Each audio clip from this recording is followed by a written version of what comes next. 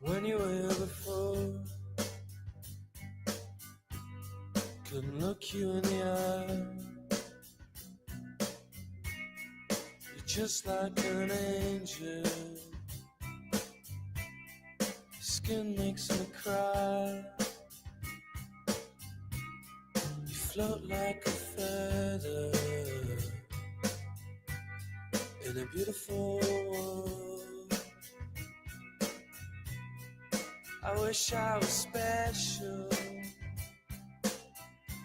You're so fucking special. But I'm a creep. I'm a widow. What the hell am I doing here? I don't belong here. I don't care for you.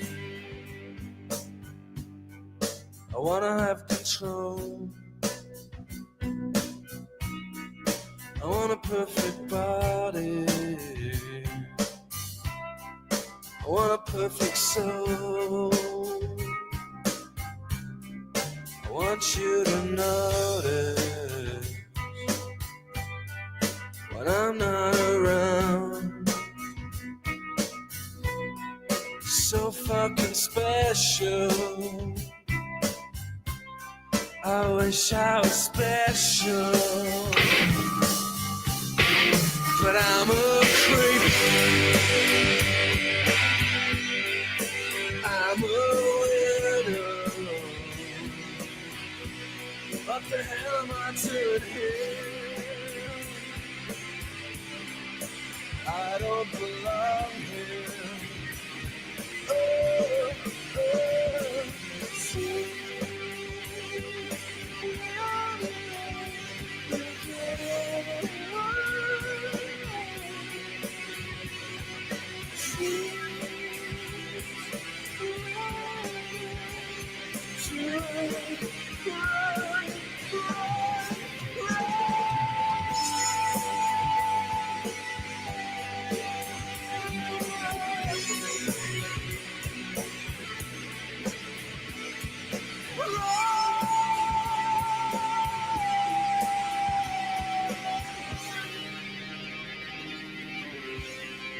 Whatever makes you happy,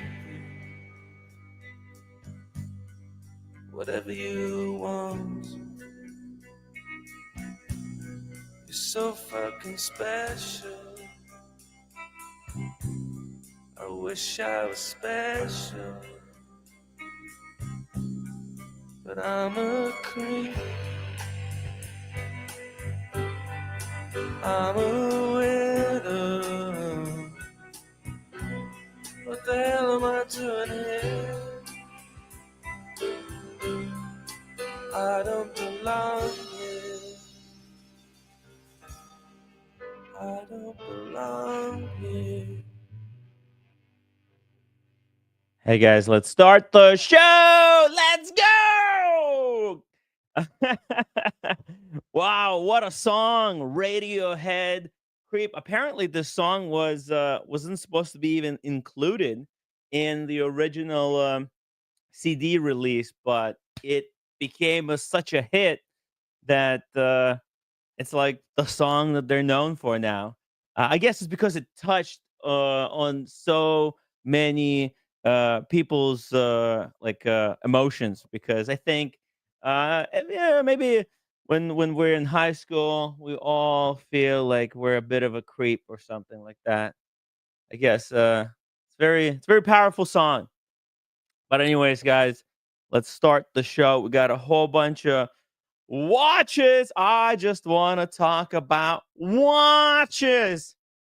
I want to talk about watches, guys. It's the show about watches. Kind of a show about nothing, but about watches. So if you like wrist watches, and you like to talk about wristwatches with the creepy dude with one eye from Brooklyn, well, then welcome to the show. Anyways, guys, hopefully you guys were doing okay. Yesterday was hell of a show. It was cool to chat with Ush there for a couple of hours. And today we're back to regular business. What date is it? I'm just so discombobulated over here. Let's see. It's a Thursday. Okay, we're in the Thursday now. Let's see what do we got. Who's joining us tonight? Dave F451. Thank you so much for the early upvote. By the way, guys, I really appreciate all those early upvotes. Highly, highly do. Tim G, Web One, Dean, Time Flies, JMB. We even got Brendan Boswell. Brenny's in the chat talking watches with Brenny. We got Dave again. We got Matt. Dingo Dave. He's the upvote number 10. I guess he woke up late. So cool. It's better late than never. Um, just very quickly, let's see anything in the chat just to make sure I answer some questions that are going on there. Frank, good to see you. Terry, I'm buying Terry's Speedmaster bracelet finally, and I think he's giving me quite a good deal. 460 pounds. I already paid off 60 pounds. Just gotta give him another 400 pounds.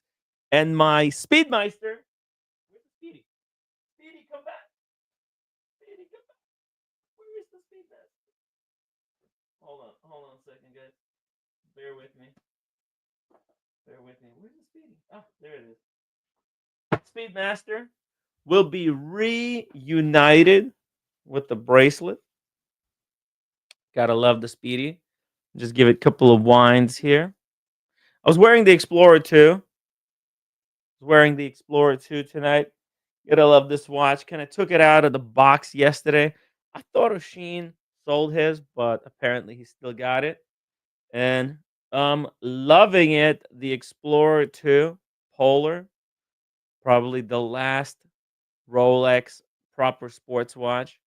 Everything else is just a luxury timepiece at this point. Also, I think we're gonna try to finish up the article that John has written there. So just give me a second here. Just gonna give the Speedy couple wines. I was expecting that the new Snoopy will be released today. I was watching the website. Actually, hold on a second. Let's refresh it. Hold on. Omega. If Omega released the new Snoopy right now, I'm gonna blow up. Here we go. No, there's nothing here. Of course, nothing is going on. Never mind. There's no new Speedy. Maybe it's gonna be released in a couple of hours. But anyways, got the Speedmaster there on the rubber strap. Guys, just remind me to bring 400 pounds next time I go to UK to get the bracelet from Terry. Terry. We've got the Watch Apprentice. Good evening, the Watch Apprentice. AKB, see you in Dubai 2025. Wow, AKB is coming to Dubai. It's pretty cool. Pretty cool news. Good to hear that, bro. We also got 911. Carlino, when did the word became so commonly used? I regard as rather low class. Look, I'm not a classy guy, unfortunately. I'm just a creep. 911 Carlino, I'm just a creep over here. I'm just being myself. Yeah. I grew up in the Brooklyn ghetto. What can you expect from me? We've got Goldfinger in the chat. Goldfinger. By the way, guys, I'm booked for Dubai as well. My flights are booked. I got them. I got them today. Thanks to Goldfinger there, and also I'm staying in the Animal House with Jamie Opulence. It's gonna be good times, guys. Lots of streams. Lots of incredible watches from Dubai. Steer Pike. I mean, what's the state of the collection? State of the collection. I'm gonna be making a video soon on the state of the collection because I have to sell a bunch of stuff. But I was actually talking to a good friend earlier, and he urged me to hold off selling because we're gonna use a new platform to do that. So maybe I'll sell like a little garbage piece, maybe maybe the gimlet, or maybe this Ming. If anybody's interested in the Ming, check it out. I've got this beautiful Ming, unfreaking worn. I think I put it on the wrist once or twice, but as you can see, the strap is brand spanking new. Sticker on the back. Let's see, 1709. How much does it go for on Chrono 24? Let's check it out. Ming 1709. 17.09. Be like a million of them. Oh no, 38 pieces. Let's see, let's go low to high. All right, so the cheapest one is for 2,300. Now this one, let's see, is it worn? It looks like this one has been worn. Yeah, no sticker on the back, so I can ask for a little bit more than that. What about this one for 2,500? How about that? Got it on the wrist there. See, with the papers, sticker on the back. Okay, 2,500 would be a fair price for this piece. Actually, I think that's low. This is actually a really good watch, but maybe not for everybody. The state of the collection. I have a box right here. I mean, it's unchanged since the last time. Let's see. Let's see. Bereni says new bracelet with that's right, Brendan. Exactly. So I had the old bracelet on my Speedmaster, and I didn't like it that it didn't have the micro adjustment. And then a member of the watch community offered me $750 for it. No, wait. It was either 750 he paid or 500. Shit, I might have sold it too cheap. Anyways, it's gone. It's gone. What are you keeping and what are you selling? I think I want to go down to three serious pieces. Ideally, I want to get a solid gold dancer. I want a solid gold dancer. I think a solid gold watch would be the shit. Maybe that blue uh, um, Submariner, bluesy 40 mil, of course, not the 41, 40 mil. They don't make those anymore. And the 40, it holds a special place in my heart. They're also underappreciated on the market. For example, let's see here. Maybe European Watch Company has one right now. No, let's see, what do they got here? Some days. The thing is, with the I would consider a Daytona, but the solid gold Daytonas are expensive. 40 grand. You see there? And you know what? So I think maybe I should get a completely different brand. That's another option. A completely unrelated to the Rolex brand. I would also like a Patek Philippe, possibly a World Time. Let's see, what do they got here? A World Time Patek, or a chronograph like 5170. These are great. Mm. Oh my god, look at this 5270. That's just a killer piece right there. I don't know. I want something that off the beaten path, something you don't see very often, cuz I go to a lot of watch events, so I've seen a lot of these watches, and they're all great, but I just want something like the Maurice Grossman. I'm still getting a kick out of the Grossman. Such a great piece. Um yeah, we'll see it. We'll see. But I'm selling the Cermet and the Air King, and I think even the Explorer too. Believe it or not, There's a possibility the Explorer 2 will have to go. I would hate to do it. Would hate to do it. Such a great watch. I wore it to a lot of watch events. It's a great piece. Whoa, I'm freezing up now. Why is my camera freezing up? Why does it do that? Do I have to update? I think I have to update software, guys. It's been a minute since I updated it. Let me know, guys. What are you doing? Have you recently consolidated couple of pieces? Have you sold pieces? Let me know in the chat. Jean Cartier says if they had released it, the chances for you to enter the Omega website is minimal at best. Oh, you think so? You think it will be that much in demand? Omega just recently increased the prices as well. Oh, oh no, that's an old world time. You know which world time I like? It's the one with the scissor hands, the Edward Scissorhands world time Patek Philippe. That would be pretty cool. Or the new 6196. I'm a huge fan of the new 6196. But also, look, if there's an interesting Breguet, I would do that as well. But it's just I just got back, guys. I just got back. I'm finishing up scheduling the Napa trip.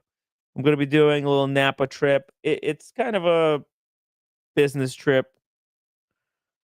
It actually is a business trip, but also I think because the internet there is so poor, I might be recording a lot. I think I'll bring the big camera and I'll do a movie for that. I know. Look, I talk a lot, and a lot of the stuff doesn't happen because you guys have to understand when I do the live stream. A lot of stuff that I say is just like brainstorming. It doesn't mean that I'm gonna do every single fucking thing that I say. I'm just talking there. Okay. Corbin Colossus says a friend bought a 20K Rolex from European watch company in LA, walked in to pick it up and was bummed when the secretary handed it to him unwrapped like it was spare change. What does that mean? Unwrapped like it was spare change. Was it no box, no papers? What watch was it? Wh- he picked it up in Boston. I'm a little bit confused. Forbin, please expand on this because look, you're buying a used watch. You can't really expect that they're going to roll out the red carpet for you, right? You're getting 20,000. He maybe he was getting a 20. He was getting a $40,000 watch for 20,000, right? He was getting a deal of a lifetime, right? So just gotta be open minded with this stuff. You're buying a secondary hand wristwatch. You can't really expect them to bust out champagne, right? Especially if they're giving you a deal. Hauser Strauss says a 3 watch rotation would be great. Yeah, but the thing is, like for me, I think I have to keep the Speedy and the Ingenieur. This was in large part sponsored by the watch community. And the Ingenieur Humble Pine gifted it to me. I'm gonna have to get it engraved as well. I'm keeping the Daytona, so I got like. Let's see here. I think the rest can go. To be honest, look here. It's not all the watches. I don't know. Some of them are out of the box. There's too many watches, to be honest. Look, the fuck. They've got some. There's some banger pieces in there. The Sermon, the Air King, the Pepsi. Do you keep the Pepsi? I mean, Pepsi is like a holy trinity of the Rolexes, right? The Daytona, the Pepsi, and the Submariner. Maybe I get the gold sub, and then I keep the Pepsi and the Daytona. That's like a three Rolex. Then again, that's just mental illness talking, to be honest. Until the world time, I never knew there was a place called Noema. I didn't know there was a place called Noema until now. Thank you for pointing it out, Forbin. Uh, see here. Think Real says he's waiting on an AP Royal Oak from the boutique. Nice. Don't buy watches you don't want. Okay. Do not cave in. Do not buy code 1159 from them if that's not a watch that you want to get. If you want the code 1159 and they're offering one to you, then sure, go ahead, buy it. But otherwise, just wait. By the way, which one are you waiting for? 15510 or you're getting the 37 mil? Napa thinks Sonoma, Kapala Winery is my pick to visit. Coppola. Coppola. Let's see here. Winery. Coppola. Oh, there's a number of them. Fran- Francis Francis Ford Coppola. No, that's let's see, Santa Rosa. That's a Sonoma Valley, right? Coppola. Let's see here, Virgin. Was that it? Is that it? No, there's something wrong. Francis Ford Coppola. Interesting. Pinot Noir. Whoa, look at that wine storage. God damn. It's a beautiful place, man. The Sonoma, Napa Valley. That's heaven on earth over there. It's the perfect place to get away and get some peace and quiet. Look at that. Looking beautiful. Yeah, it's good stuff. Good stuff, man. Whoa, happy birthday to Mrs. Watch Apprentice. Whoa, happy birthday. Happy birthday to you. Happy birthday to you. Happy birthday, dear Mrs. Watch Apprentice. Happy birthday to you. There we go. A little happy birthday song there. Thank you so much for legendary support as always. Oh shit, I forgot to put the link in the chat. If anybody wants to join the stream, actually maybe I did. Wait, one sec. Live. Oh, okay, no. Forgot. Okay. Just replace it. There we go. So cool. Let's see what else we got here. Some Vacherons. What is this? Oh, whoa! Look at that. That's kind of interesting watch. That's a Sundust, but uh, full gold. That's a great watch. It's like what Goldfinger has. Goldfinger has the platinum version of this. But this is rose gold with baguettes. It's pretty cool. Pretty cool. Although I don't think I need a Daytona solid gold dancer because I will be keeping the steel Daytona. Whoa, they even got this one, the white ceramic MBNF. Wow. Cars and Chrono has this one. It's such a cool watch. It's like it's like what's it called? Um it's like the Mad One, but done in such a way where no expenses are spared. No expenses spared. Sweet. The box that looks like a spaceship. Fuck. Amazing. It's amazing stuff, guys. 68.5. Man, the watches are dropping. The Watch Apprentice says, "Where's the 4P watch?" I haven't. I haven't. I'm still kind of thinking How am I going to get Forpy to sign it so that I can sell it to Shamba Basher? Shamba Basher said he'll give me £2,000 for the signed Forpy watch. Be pretty badass if I can pull that off. Bobby Dazzler, it's time for yellow gold. Yeah, nice one. Bobby Dazzler. Is that the deep sea? Holy shit. Uh, Gold is the new gold. Yeah, the ecstasy of gold. Forget the old gold. The old gold was steel. Get the new gold. I don't know. It's funny how that stuff kind of flips back and forth. But the thing is, the thing to remember is like gold is gold, whereas steel is hype. Steel or ceramic, man, ceramic I think is the worst culprit because it's completely worthless.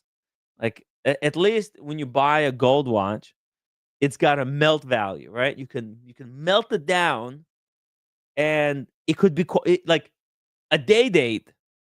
You can get 9,000 or like not actually with the way the gold is going, probably 9,000 out of it in just pure gold. Whereas a ceramic watch, you get nothing. Ceramic is completely worthless junk if you melt it down. Forpy watch is in the vault.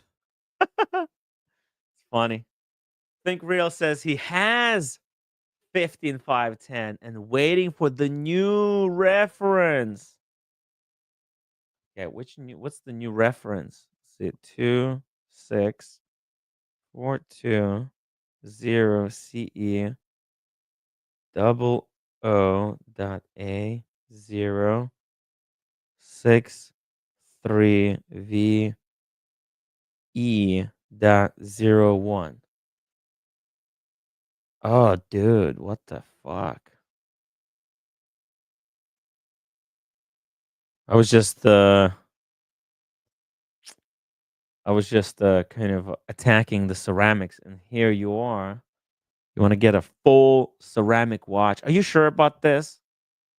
Like, it's interesting, definitely, very interesting. It's got what is it? Black ceramic with green ceramic. Fuck me. And the titanium crown guards. Wow. Oh, you know what? This is like the blue one that they're making. PG, he got the blue version of this. And you want to get the green one. I get it. I get it. Okay. See, okay, this is the one that PG has. The blue one. I see. I see it. You know, looking at that green one, I'm thinking there's a chance that AP will soon release a full green ceramic royal oak, some kind of a ceramic royal oak in full green ceramic because they got that bezel right. Hold on a second. Let's do all watches. Let's just quickly go through here what they've got. Oh, that dial is insane. Opal.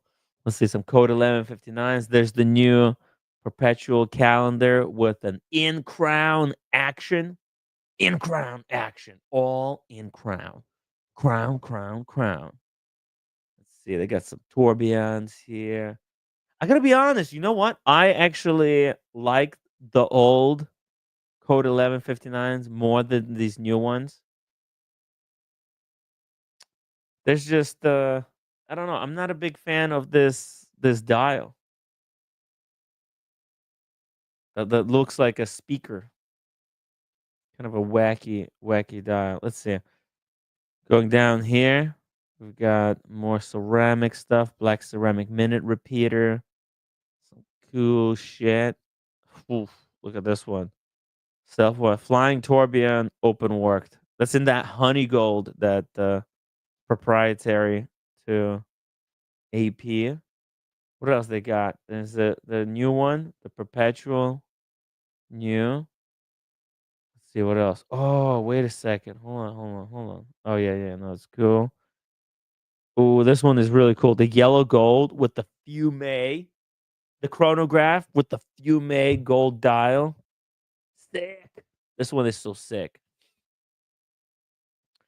This one rose gold with the blue dial is pretty cool. I just wish that they had um not the monochromatic. I want contrasting subdials. These new generation of Royal Oaks that are monochrome, kind of wacky. Like, like look at this one, the blue one with the blue on blue. I like the old ones more. I think this is how they do it. They, like 10 years, they do monochromatic, and then 10 years later, they flip back and they do contrasting. So this generation, it's kind of I would personally, I almost got this white one, but I feel like maybe I dodged the bullet on it. They're dropped in price so much. The green one, the green one is in the pictures. It looks more green than it is in real life. Oh well, look at this one with the teal baguettes. Pretty crazy. Oh, what the fuck is this? When did this come out? What the hell? Shit. Blue Nuit ceramic. 100 grand. Are you kidding me? This has got to be the biggest ripoff on the planet. Like you can get a ceramic watch from Hublot for a fraction of the price. Mm, but hey, it is what it is. It's a Royal Oak. You can't get a Royal Oak from Hublot, right? Let's see. And then we got some smaller pieces here, the lady stuff. Yeah. Okay. Cool. Nothing mind blowing, Nothing mind blowing. Nothing that just like shatters my brain. The green one, I guess, is cool. The green and the blue, these are okay. At least it's not going to have those hairline scratches in the bezel. So that's a win. You can get the steel case. This one is interesting as well, right here. The blue ceramic bezel, blue dial, but a steel case. I think if I had a choice, I might go for this one because I don't know.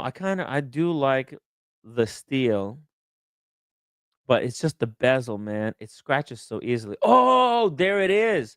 The blue. So shit, look at that side by side. There's the black one. The black AP chrono, full ceramic. This one's freaking cool. And the new blue one.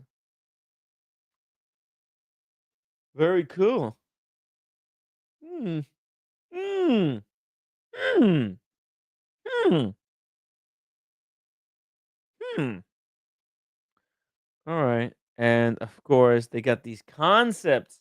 The concept. Still Spider-Man. I'm not a huge fan of these Marvel characters, but I am curious what's going to be the next superhero. Is it going to be the Batman?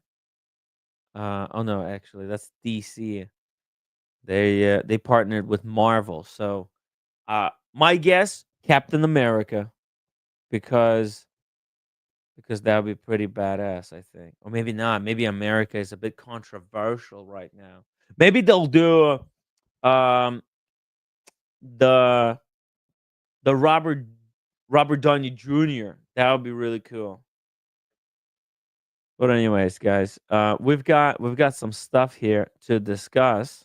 There's some new articles that came out. Oh, Patek Philippe has increased the price. The Iron Man. Thank you, Jean Cartier. The Iron Man. That's what I was thinking. I said Robert Downey Jr. Think Real is on the AP journey. Aw. I'm not buying a code. I have two other APs so far. Blue Diver and the blue 15510. That blue 15510, that's the winner. That's technically the only one you need. Let's be honest. That's such a classic, classic watch. What's the blue?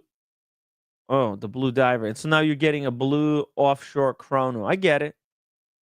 The journey. On the journey. Okay. But check this out, guys. I was gonna go over these price increases yesterday, but then we had just the show just kind of went off the rails. We had a lot of fun. But just to quickly take a look here at the price increases. The FIP 5167 did not get a price increase. Okay, which is cool. That's no big deal there. Now, there's some Aquanauts here that got price increases. 3% on basically each one of the following models that nobody's getting ever. Well, maybe this one, the 5261. That's a sexy one. And that's a Mr. Wonderful right there, the 7968. I think Mr. Wonderful has this one. So pretty with the rainbow and the red strap. It's expensive stuff.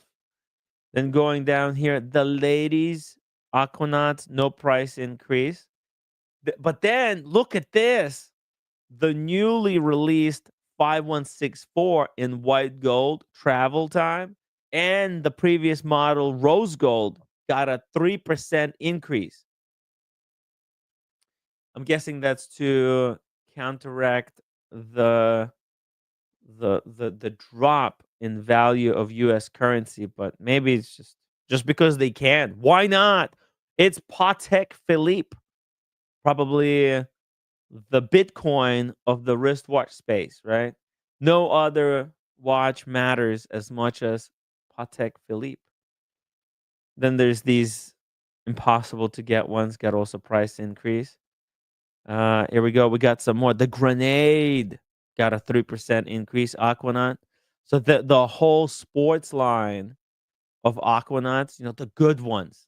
And check this out. The 5167 in rose gold got a 3% price increase. These are in Singapore dollars, so I apologize, but that's just how the website works. Um, that the rose gold one got the price increase, but the steel one didn't. So it's kind of interesting to see there. These ones, they still go so much above retail that it's not even funny. For example, let's see if we pull up, it's like Chrono 24, for example, the Grenade 5168G dash 010. Hold on, let me just pull this up for you guys. Oh, wait a second. So here we go. You can see there. Oh, they're going for 82. The cheapest one is 77,000, right? If it's real, if it's even real, right? 77,000. Okay. And on the Patek Philippe website, let's see here. How much is it retailing for? 77 on the Chrono, 52 on at retail. So yeah, they can increase this way more than 3%. I think this watch is not going down in price anytime soon. It is a beautiful watch. Look at the texture on the dial. How did they do it? What's the secret? It looks really nice.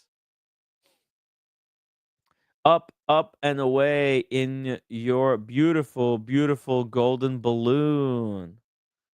Let's see. What is it? Bobby Dazzler. Only a full golden jacket will do now that red has come over to the gold side. Tim will follow into the golden sunset. Wave goodbye to your steel ball and chain. Ah, it's funny. Look, yeah, no, gold watch is nice. it is, it does feel good kind of holding it in your hand. I mean, platinum is even more badass, but, yeah, definitely gold. There's something it's special. Gold is special, guys. It's no joke, seriously. Uh, this is a Bobby Dazzler so says gold prices are doubling every 5 not every 5 nanoseconds, but they are still going up. So, and then we got what is this? Oh, this is the entire lineup. Here's the Nautilus lineup. Nautilus. So the two that didn't get the price increase is the 5726 annual calendar in steel didn't get price increase, and the white gold on the leather strap also didn't get price increase, which is yeah, that's pretty cool. Oh no, this is a steel one on the leather strap. Huh. Okay, and then the 5811, that gorgeous beauty. 5811 probably the best Nautilus on the market. Great watch. And 5980 on that sexy denim strap chronograph. These ridiculous pieces got 3% increase. Man, it's 30,000 Singapore dollars. It's just 3% on these. Insane stuff. These full bust downs. Man, I I remember when this type of stuff you can only get in the diamond district after get unofficial bust down. Now that this is done officially, such insane prices, I think maybe it's best to go to the diamond district. Let's see what else we've got here. 50 so 7118. That's kind of cool. Look at that subtle transition from deep burnt orange to light orange. Very sexy. These lady watches are pretty cool. See what else we've got here. Purple, purple dials, lady pieces. Was that 3%? Yep, 3%. Basically all the Nodali. Oh, I guess these lady steel ones, no change. Cool. And then the complications all got 3%. The perpetual, 5990 and 5712. 3% across the board. Steer Pike says, Tim, get your name on the list for the new rose gold Cubitus chocolate dial 40 mil. What are you talking about? Rose gold Cubitus. Say Cubitus. Oh, dude, come on. That's 76,500. Yeah. 76,500. I don't even have that much credit card spend limit to be able to get that. Also, they're not gonna sell it to me. They have a VIP list. I may be actually blacklisted from my AD for all I know. It's pretty tough. It's pretty tough. I had no luck to be honest. Look, I was promised 5167 at retail after my stepdad got the 516 5196, and then since then somebody wrote an email. They said that I was a flipper, and I'm pretty sure I'm blacklisted there. And then they're telling me to buy other stuff, but can you really trust them? I'm not. I don't want to play games anymore. To be honest, I think games are no longer worth it because I bought a bracelet for for the roommate from my AD, and they told me if you buy this bracelet, we'll sell you 5167. So I bought it, and then they're like, and they completely forgot about it. They don't even acknowledge like as if I bought it. So it was a total waste of money. The roommate didn't even like the bracelet, but luckily my mom liked it, so we gifted it to my mom, and she's happy with it. She likes it, so it's okay. It's all right. My mom is cool. She allows me to rent this apartment from her. Let's see. Let's keep going here. Here's the Cubitai. Cubitus got 2% price increase. Surprise, surprise. The steel one didn't, though. The steel did not get a price increase, nor did the platinum one. Only the two tone. The two tone, two tone price increase. Oh shit. Okay. Okay, okay. Mhm. Mhm. Let's see it. Let's keep going. Oh, that's it. I guess that's it. So those are the sports models. I guess that's all that there was in the price increases. There you go, guys. Let me know what you think. 3% price increase for those watches. It's okay. They could have increased it by more, a lot more. Um, okay, and then we're going to talk about this a little bit. The man of the year, Ed Sheeran, most influential man of the year. Let's see, top 100, the world's most influential people. Ed Sheeran by Chris Hemsworth. Shit, Chris Hemsworth wrote the article. Chris Hemsworth. Holy shit. He's another actor. Interesting. I want to see the article. Is because I think the way that they release these Time 100 is they actually put everybody on the cover. They release 100 different covers.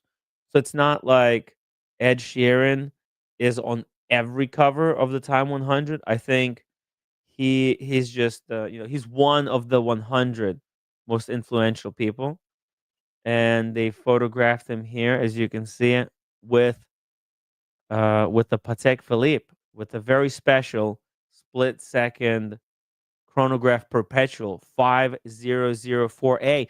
I think in his talking watches um episode he said that that was his most like special piece. Halgestrad says that Tim, it's best to use your current collection at European watch company and do a nice multi-watch trade for something you want. I know. I know. Yeah, that's if I want to keep so much money in uh in my collection, but I don't know, times are tough, Halgestrad. Times are fuck this. I think I'm going to need some cash just to have in the bank, right? I've got basically $5,000 credit card bill that I'm gonna have to start paying off by the end of this month. Plus, I've just booked some things there, so I also do need money. I wish I could do everything, but that's just not a possibility. Let's see here. He kind of looks weird. I don't know what it is about this photograph. Something is off about Ed Sheeran. Like they distorted the proportion or something. Because he's a good looking guy, but in this picture, he's just something looks disproportional about him. Is it just me? Is it my radiated Chernobyl eye? Let's see here. Hudinki says watch spotting has become a crowded space, so we try to limit our ink to those people, places, and products that cut through the noise. This one does in spades for the and of course, Ed Sheeran, he might be even an investor in Hodinkee. He might be. Oh shit! I think it's what is it? Oh shit! Uh oh. Well, maybe not an investor, but maybe an investor because him and John Mayer did a talking watches, specially together to save Hodinkee when it was on the brink of bankruptcy.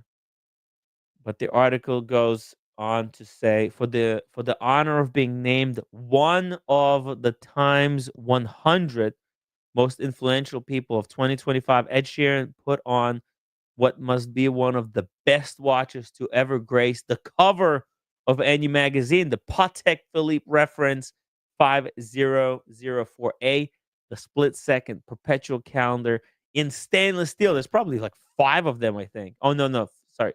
There's 50. There's 50 in total. For many, this run of reportedly 50 total pieces sits atop the Grail list. That's so funny. So, Times Time has a list of 100 people, but there's only maximum of 50 of these watches. Any 5004 can be a centerpiece of the complicated Patek collection, but those made in steel with simple obus noir or black bullets hour markers are on another level. Oh yeah, yeah, it's got the special dial. The watch was never officially announced by Patek, only offered to clients directly via Patek Philippe Salon in Geneva. Ultimately, before the wider watch world and Hodinkee knew of the 5004A, the entire production run was spoken for. Wow. There you can see. And the bullets is the little hour markers at the 9, 7, 5, and the 3. It's very cute. It's very simple watch, to be honest. Very elegant. It's got those pushers, so you still have to use the pushers to set the perpetual, but it is a fucking cool looking watch. That insane movement there. That's really nice. As you can see, incredible finish. Geneva seal, right? Because this is before the Patek Philippe seal, and it has that special those tongues at the center there to do the split seconds. Extremely difficult to do this type of a watch. These type of complications, just next level. Plus with the perpetual. Also, what's interesting, he's wearing another watch in this other image, and that's a newer watch. I was kind of surprised by it. So let's see here. Let's just finish up the ooh, and as you can see, what shoes is he wearing? Got a interesting shoes. He's got a ring. Yeah, it does. You know what? Um, Double D says that it looks AI generated. Yeah, it does look a little bit AI generated. What's going on? Did they AI generate Ed Sheeran? Highly doubt it, because he's got this other watch, the Arnold and Son Constant Force Tourbillon, limited to 11 pieces. Very weird choice. 135,000. Very weird choice for Ed Sheeran to bust out, but as you can see, it is an incredible watch. Look at that. It's a tourbillon with a constant force, and look at the dial here, right? It's got a enamel dial with an enamel dish like, with the concaves, this concave subdial with the hours and minutes are. What a weird choice. 1764. And on the back, it's kind of beat blasted with hand engraved number. Very elegant watch. But then again,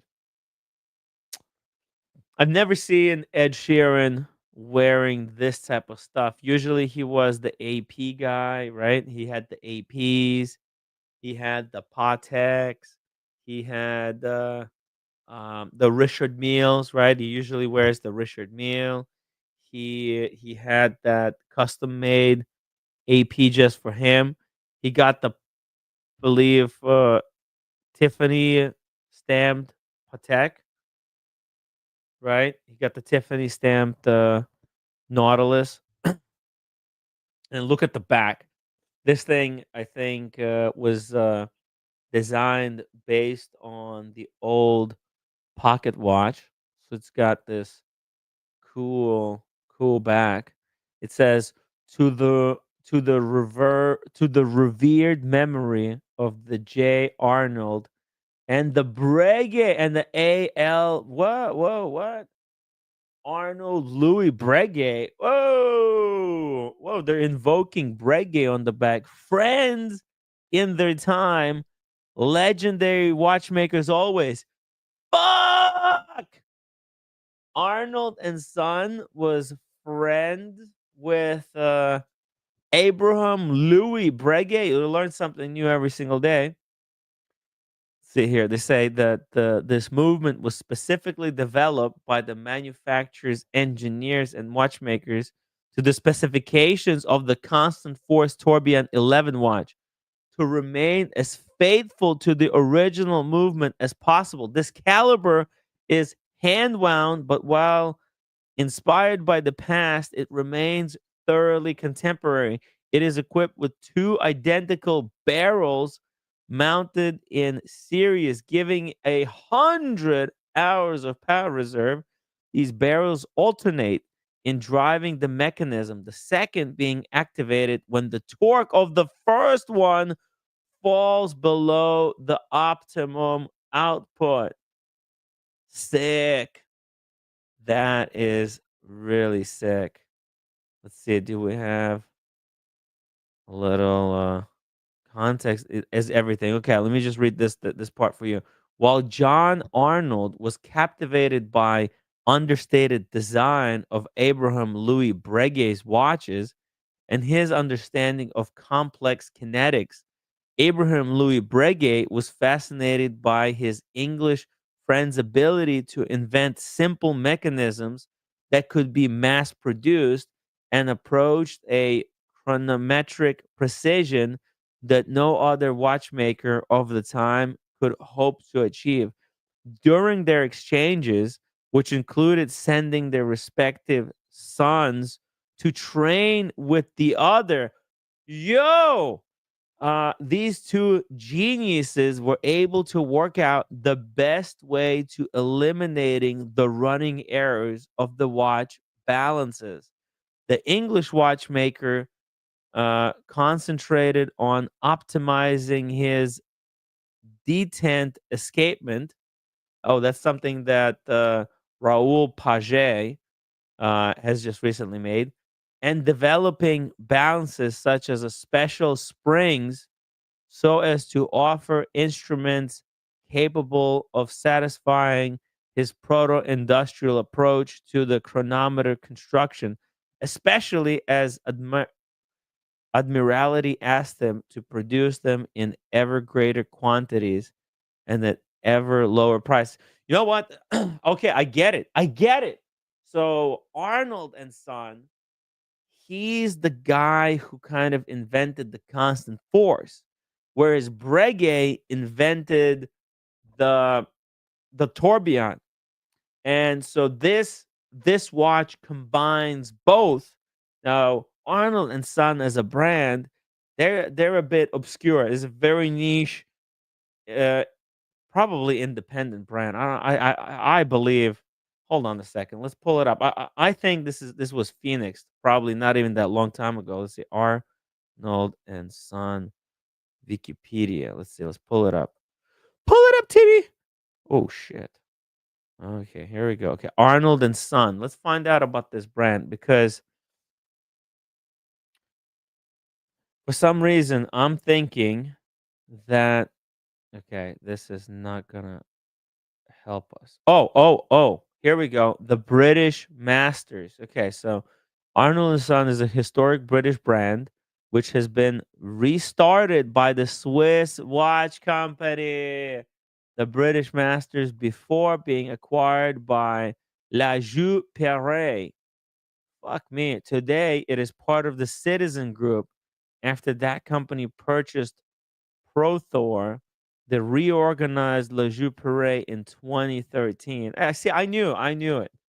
Um, British watchmakers. The idea behind the concept of the British Masters had been to recollect the tradition of the great British watchmakers, namely George Graham and John Arnold.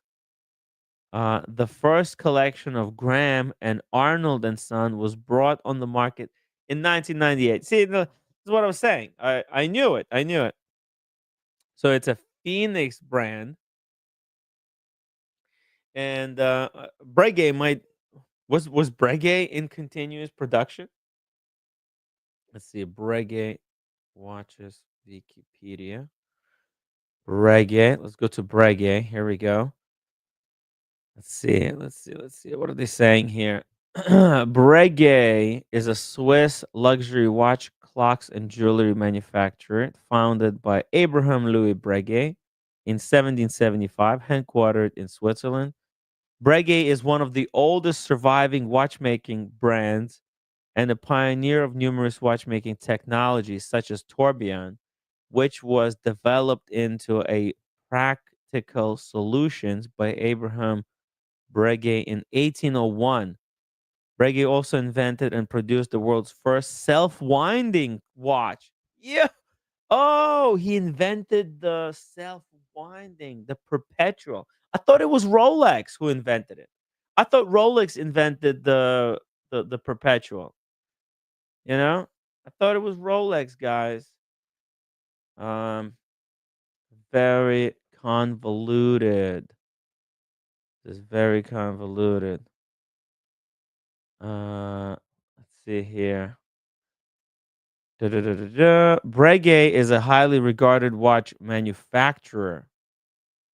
Over the years, notably Breguet's patrons and timepiece owners included Emperor of the French, the Napoleon, blah blah blah. But the question is, did they go out of business and did they come back? Breguet timepieces sold for so since 1999, it has been a subsidiary of the Swatch Group. Hmm. Recent developments. Mm. Oh, here we go. Look at this. In 1987, Breguet was acquired by Invest Corp in 1987, which in 1991 created a group, Horology Breguet. The Breguet Group consisted of four subsidiaries: Montre, Breguet, and Valdar, which Breguet acquired in 1992. As a result, Breguet watch brands are now made at the Nouvelle-Lemagne factory. At the Lemagne factory in Switzerland. Holy shit, they make them at Lemagne. In particular, Montre Breguet is the main company that sells timepieces under the brand name Breguet. So I guess they never went out of production. Okay, that's I think my main concern was. So you know, uh, okay, okay. So yeah, that's pretty cool. And what I'm guessing is happening here is Arnold and Son being a type of a Phoenix brand, right? Coming back and coming back and they need to make a name for themselves. So why not do an homage brand to Breguet to remind watch collectors about those two watchmakers' great partnership. But again, this modern Arnold and Son has very little to do. with the Breguet. This is like a marketing ploy, if anything. But it's a great ploy, right? Because it's a great watch, and also like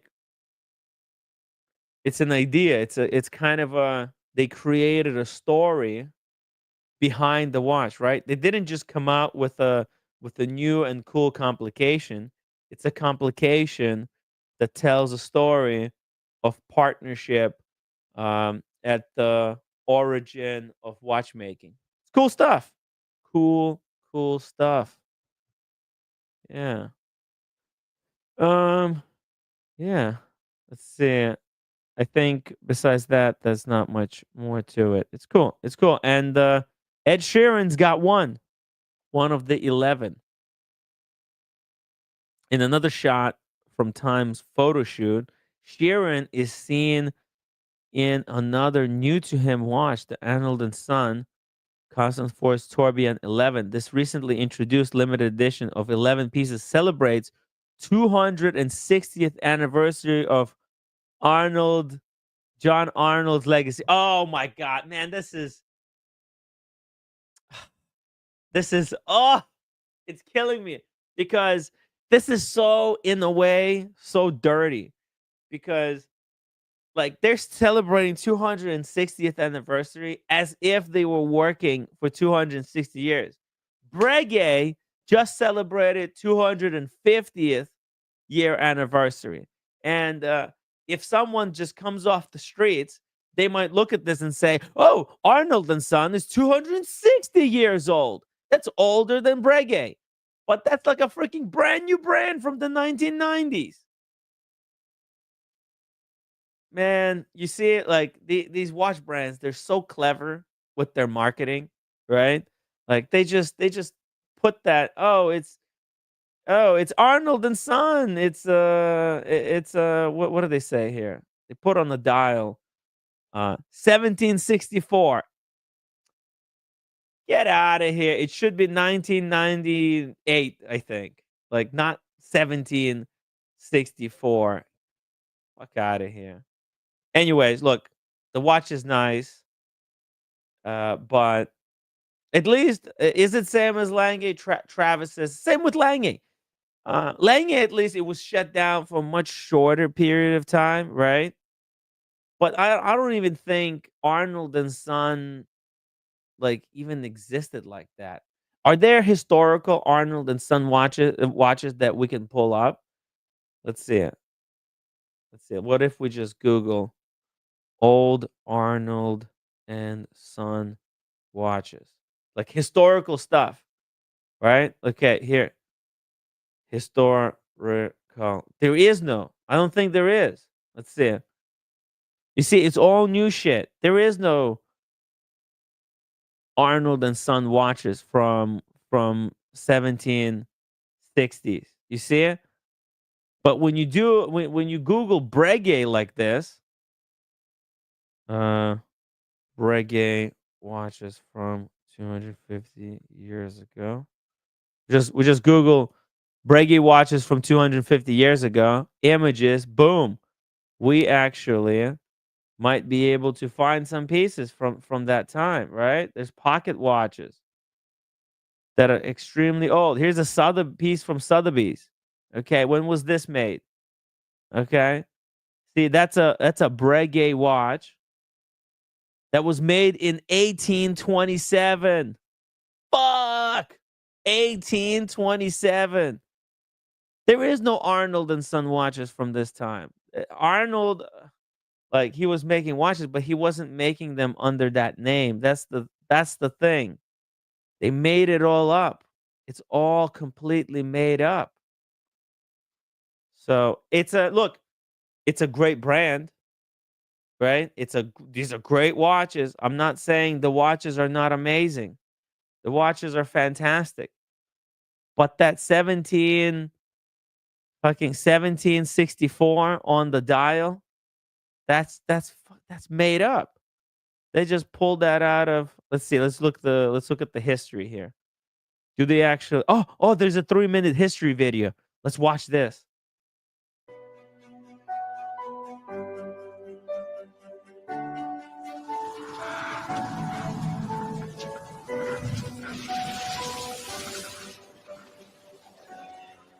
John Arnold was born in Cornwall in 1736. At the age of 19, after completing an apprenticeship as a watchmaker with his father, he left for the Netherlands, where he learned German. In 1762, John Arnold opened his first workshop in London's Strand and gained immediate recognition for his watchmaking. On the 2 years Strand. later, John Arnold is celebrated for the manufacture of the smallest repeating watch ever known. It was made for His Majesty George III and was perfect in every part. The king was so pleased with this rare specimen of mechanical skill that he presented Arnold with 500 guineas, a significant sum at that time. After this favorable reception, John Arnold's career took off. He was Is that the watch? It doesn't. There's. You see, it looks strange.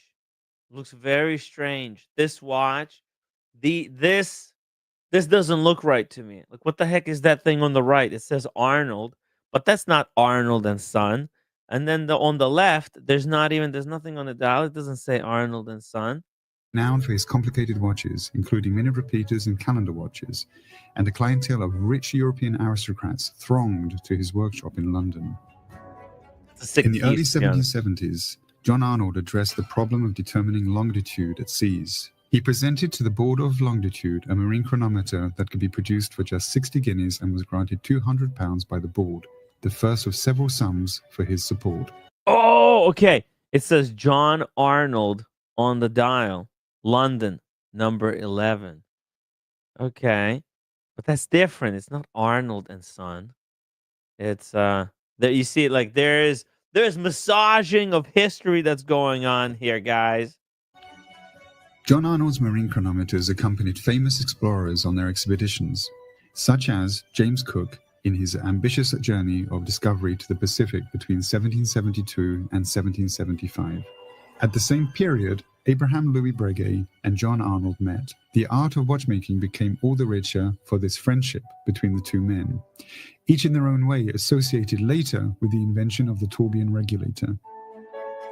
In 1779, John Arnold turned a page of timekeeping history when, after 13 months of trials at the Royal Observatory, Greenwich, a watch of his making proved far more precise than any other instrument of the day.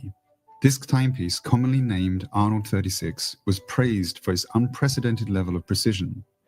Following this success, Arnold described his pocket watch as a chronometer, a term that subsequently became general currency and is still used to this day to denote a supremely accurate timepiece. John Arnold officially retires in 1796, transferring the company to his son, John Roger Arnold, who was an accomplished watchmaker and followed the path of his father. John Arnold's death in 1799 affected Breguet, who paid his respects by incorporating his first ever tourbillon regulator into one of Arnold's earliest pocket chronometers. This experimental timepiece witnessed the magnificent friendship and the passion for innovation. Okay, hold on. Let me just pause that here, because that looks like the watch that the modern Arnold and Son company has created. So you see here it says the something one regulator, a tourbillon, the Breguet Reunion des Premiers, the Arnold homage. Okay, it's they're rewriting history. And excellence shared by the two watchmakers. As a contemporary Swiss watchmaking house, Arnold & Son has continuously reinvented its approach to pay homage to the work of John Arnold, a man who... Oh, dude, wait, did they just say Breguet was making watches as a homage to Arnold? Hold on a second. Invented its approach to pay homage to the work of John Arnold. Hold on. This experimental timepiece witnessed the magnificent friendship and the passion for innovation and excellence shared by the two watchmakers. As a contemporary Swiss watchmaking house, Arnold & Son has continuously reinvented its approach to pay homage to the work of John Arnold, a man who provided solutions to the challenges of his era, notably the accuracy and reliability of timepieces. I don't get it. Today, Arnold & Son bases its identity on its ability to manufacture fine Swiss watchmaking complications that are linked to John Arnold's exceptional inventions and demonstrates its ability to perpetuate this British heritage created more than 250 years ago.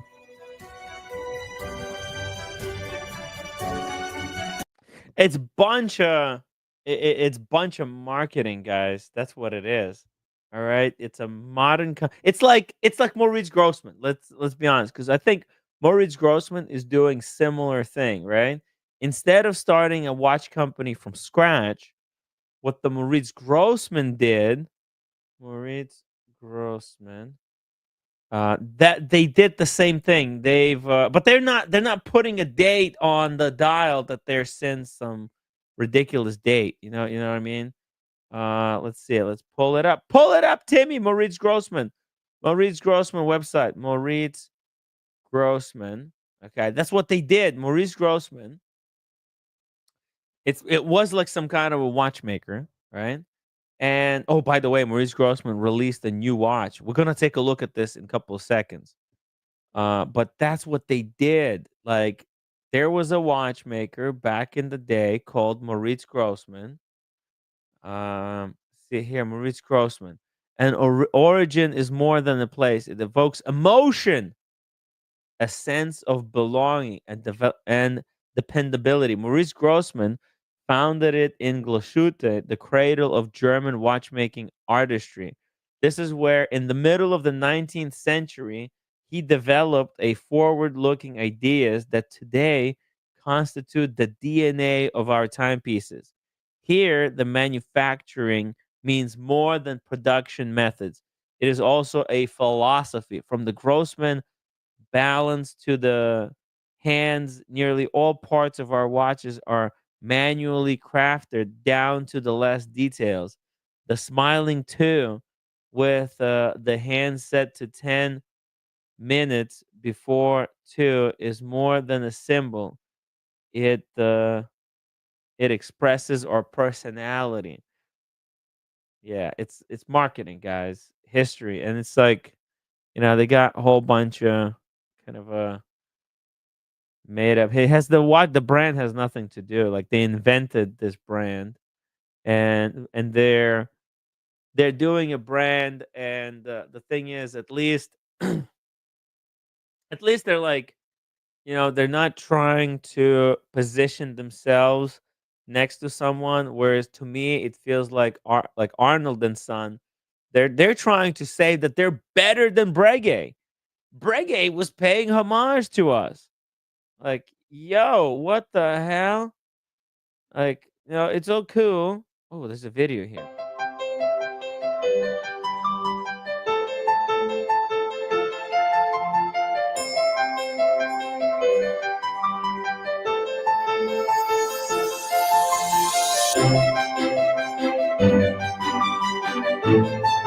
Oh, look at those hands.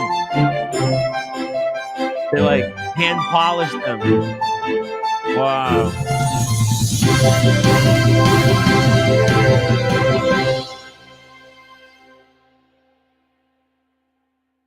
It's a cool marketing, I guess, strategy. And I guess that's what you got to do nowadays. But see, they're like 1826. Carl Maurice Grossman is born in on March 27th, 1826. Man, Maurice Grossman, he would be rolling over in his grave if he knew that they were using his name to sell watches. And it's like they're riding on his history to sell watches in nowadays. Maybe it's a cool. Maybe he would be proud. At least people know who he was. But anyways, it's just a marketing kind of a trick. Ugh, man, these brands and their marketing. It's just sometimes this stuff really annoys me. But yeah, but let's take a look at their new Maurice Grossman's. Since I'm a Maurice Grossman owner, check this out, guys. The new one, the art edition with painted Max Frintrop. The Glasuda-based brand is merging the world of watchmaking and spontaneous art in the surprising collection of unique pieces. So they partner with this artist. As you can see, there's some of his art pieces in the background. It's very cool. It's cool shit. And there's the different art that he created. I'm just wondering, well, what are they making the dial out of? I hope it's not like real paint, that it's some type of lacquer or something. Cheeky Winders, 10 pound super chat. Thank you so much for the super chat, Cheeky Winders. Good evening, all. Tim, no one does watch talk and manages to keep me interest better than you. Thank you. Hopefully, we're all learning something new today. I'm just trying to discuss some interesting stuff in the watch space that's going on. Thank you for your support, Cheeky. Really appreciate it. Means a lot, guys. And oh, by the way, I completely forgot to remind you guys about the upvote. Smash that upvote button for the Watch Talk. I think it's all cool stuff. You know, we're not talking Rolex. We'll talk about Rolex very soon. I want to finish John's article that he sent me, because, and I think it's going to roll over from the Maurice Grossman and Arnold Son talk, because these guys, they're all about watchmaking, right? Because I truly believe that Arnold and Son, they're trying to create incredible timepieces. They're all about watchmaking. The whole bullshit about Arnold and Son and his relationship with Breguet, it's all nonsense. Same thing as with Maurice Grossman, right? These are just made up stories that I feel like these watch manufacturers feel almost pressured to create in order to be able to compete against the other brands like Patek, Vacheron, right? Because the Vacheron, the Patek, they genuinely have this incredible history, right? But they also have incredible watchmaking. Maurice Grossman has incredible watchmaking.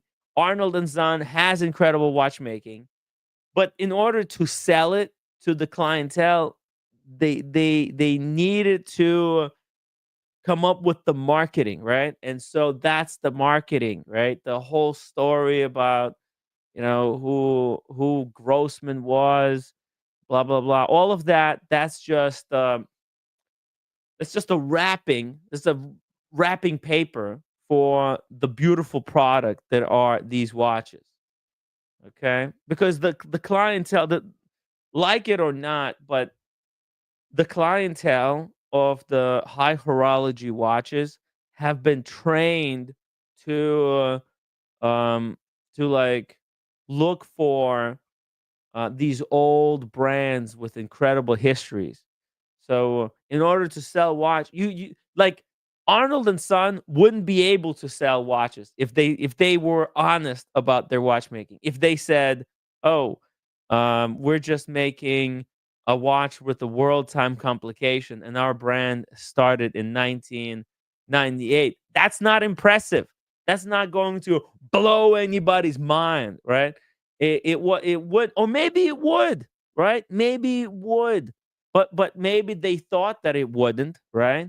Because there's brands that are coming out right now, and they're not resorting to these sort of gimmicks. See, for example, here's uh Xavier Reshepi, right? He just put out this insane, insane timepiece that has a Swiss um train clock complication. It's incredible. So basically, it's a jumping minute, and there's a 2 second synchro delay on the seconds.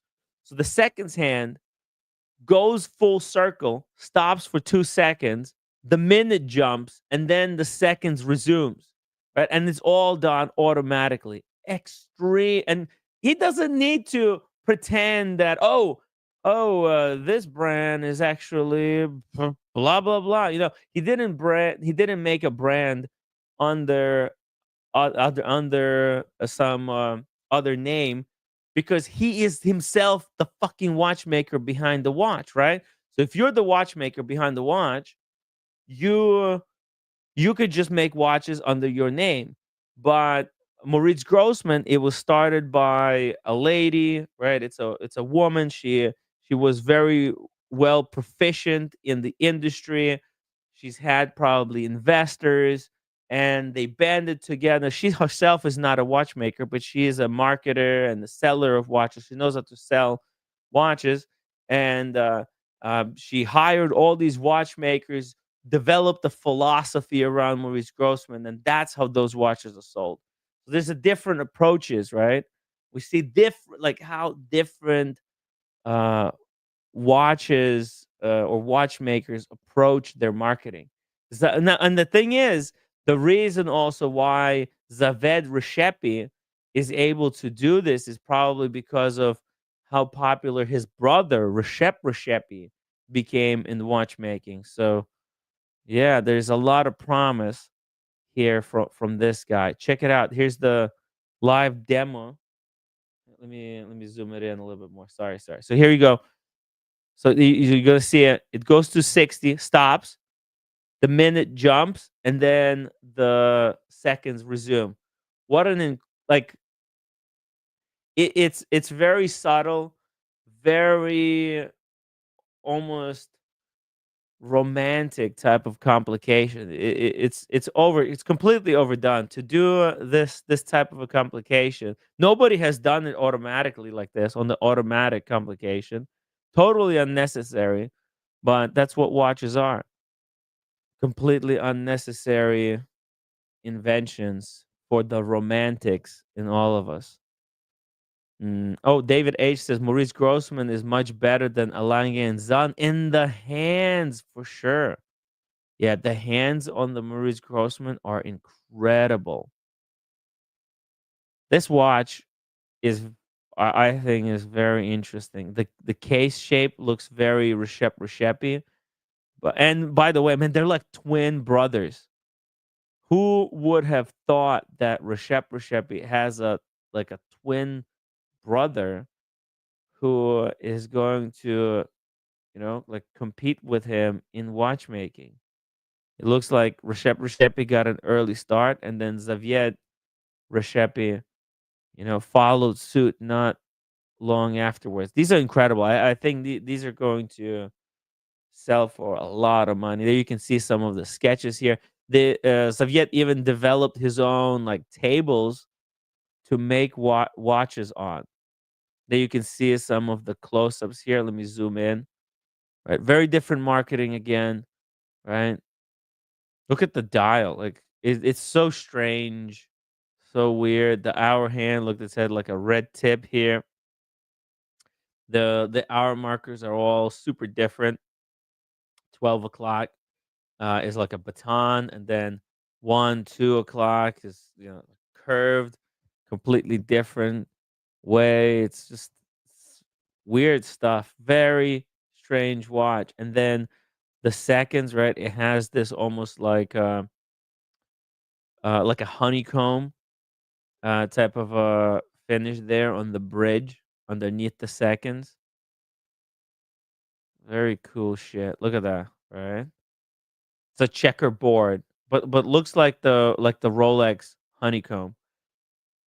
There's the back with this very strange bridge, and then look at all the like the black polishing here. It's just space age type of a watch. Really, it looks like alien created. Look at even this bridge that curves around. Right, that must be an absolute pain in the ass to make. Probably the easiest thing to bend in the world. Mm. There's some more stuff here. This is obviously not for everyone, but like I think this is incredible because there's no okay. Well, there's actually like think about this one and how it compares to the Arnold and Son, right? This watch, it's like an independent watchmaker making a Swiss train clock wristwatch, right? With the most incredible finish ever. Whereas Arnold and Son making a tourbillon constant force, and their method of marketing that watch is that it's of its relationship to Breguet, right? Very two different marketing strategies. Minute inerty. Prototype. Oh, it's a prototype watch. Oh, and then look at those lugs. Damn, that is just everything is so straight. And look at the case. The case has this seam in the middle. Looks like armor, like a medieval suit of armor watch. Cool stuff. What is this Ebel watch? Is this what they got the idea from? Oh yeah, yeah. Look, the mid case looks like the the looks like the case of the watch was inspired by Ebel pocket watch. Pretty cool, but I guess that's the extent of it. Very interesting watch. This was also just recently announced, I guess. Let's see. Let's go to the end here and see the spec sheet, what they're talking, what they're saying. Oh shit, no, there's no spec sheet. Okay, so it's gonna be 89,000 Swiss francs. So there you go. That's like typical masterclass, high end independent watchmaker. But I think it's yeah, it's there. It's got the Recipe name. It's got the Voutilainen level of finish. You certainly get a lot for your bang for buck with the minute inerty. And I don't think that's gone unnoticed. Next to Simone Brett, Zaved Recipe has become the man I've gotten the most inquiries for introductions. It reminds me of the days when Ben talked about the number of shameless requests he got from distant acquaintances asking about getting a Patek Nautilus 5711. But in some ways, maybe that's a good thing. If the interest in this new generation of independence is genuine and not market speculation, it gives me a lot of hope. I think a lot of the people interested in this watch will be it those market speculators. They'll try to flip this watch, but if someone genuinely wants to get one to keep because they like it, because something about this watch that sings to their soul, could be a great watch to pick up. Look at this. It's 38 mil case by 8.5. That's it. It's not too small. It's not too big with long sloping shape that reminds me of Vichy cases. Interesting. Yeah. So after experimenting a bit with color, Recipe will maintain his original plan of releasing 50 pieces in platinum with the pastel blue dials, plus 10 more in the green shown here. There will also be 10 last pieces in yet to be announced color, though he's teasing it on Instagram. He also plans to redo the scale of the subsidiary seconds dial. Currently, the subdial is subdivided into 60 seconds, but the hand makes rotation in 58 seconds, throwing off the actual legibility or usefulness of the second hand. He told me he will adjust the scale to the 58 seconds so you can use the hand to see how much time has elapsed. It's a clever and thoughtful change, but I think that's besides the point to the overall wearability and appeal of the watch. That makes sense. Yeah, it should be 58 seconds because it does 58 seconds. Hey, hey, hey, K Caslow, sup boys? The watch is looking good. Hey, Caslow, check the messages. I sent you there a message regarding some stuff. So let's just get back to me. Let me know what you think. Check your WhatsApp, man. Check your WhatsApp. Anyways, Brit Boy Brisbane. Hey, Dingo, hop on and do some fish and the frog talk. We love the fish and the frog talk. Always welcome. Dingo, if you have any updates on the frogs, please send me a video. Would love to see it. Uh, yeah, it's pretty cool. It's cool stuff. Cool stuff they're going on. That's the Reshep. Oh, sorry, so Zavied Reshepi.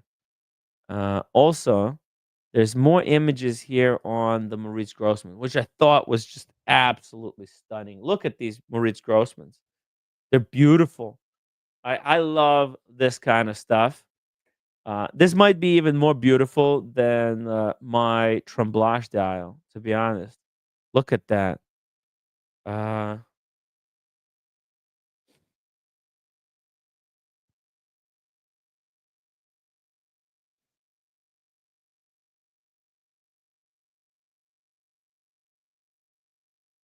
a second.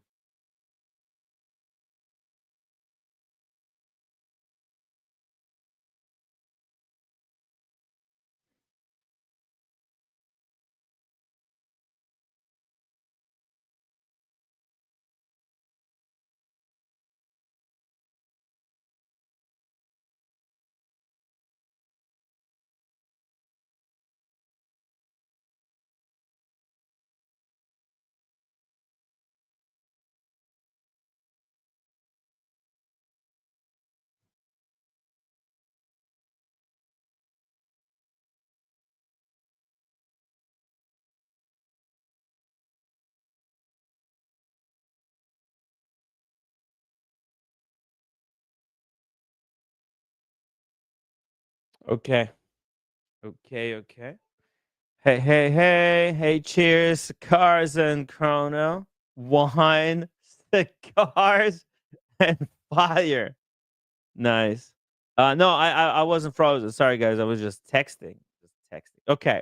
We got that locked in. Okay, very cool.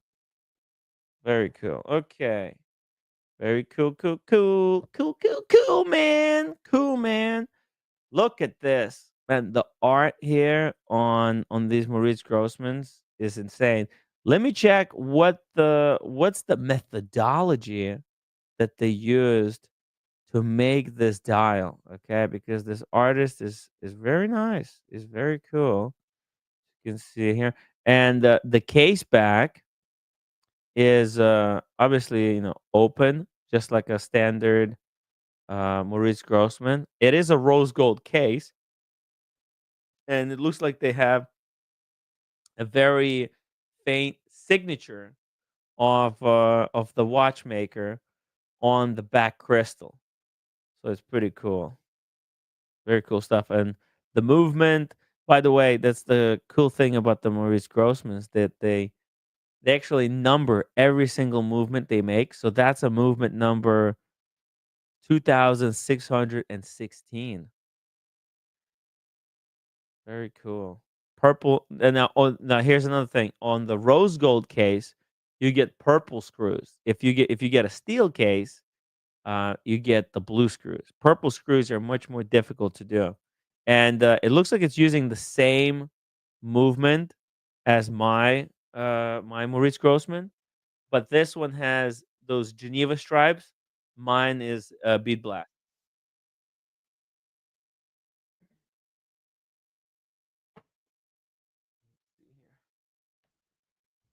Got it. Got it right here. Oh, hey, David, how you doing? How are you? Are you well? Cheers. Yeah, I'm doing fantastic. I'm Doing good. Can you hear me? Yes, I can. Can you hear me?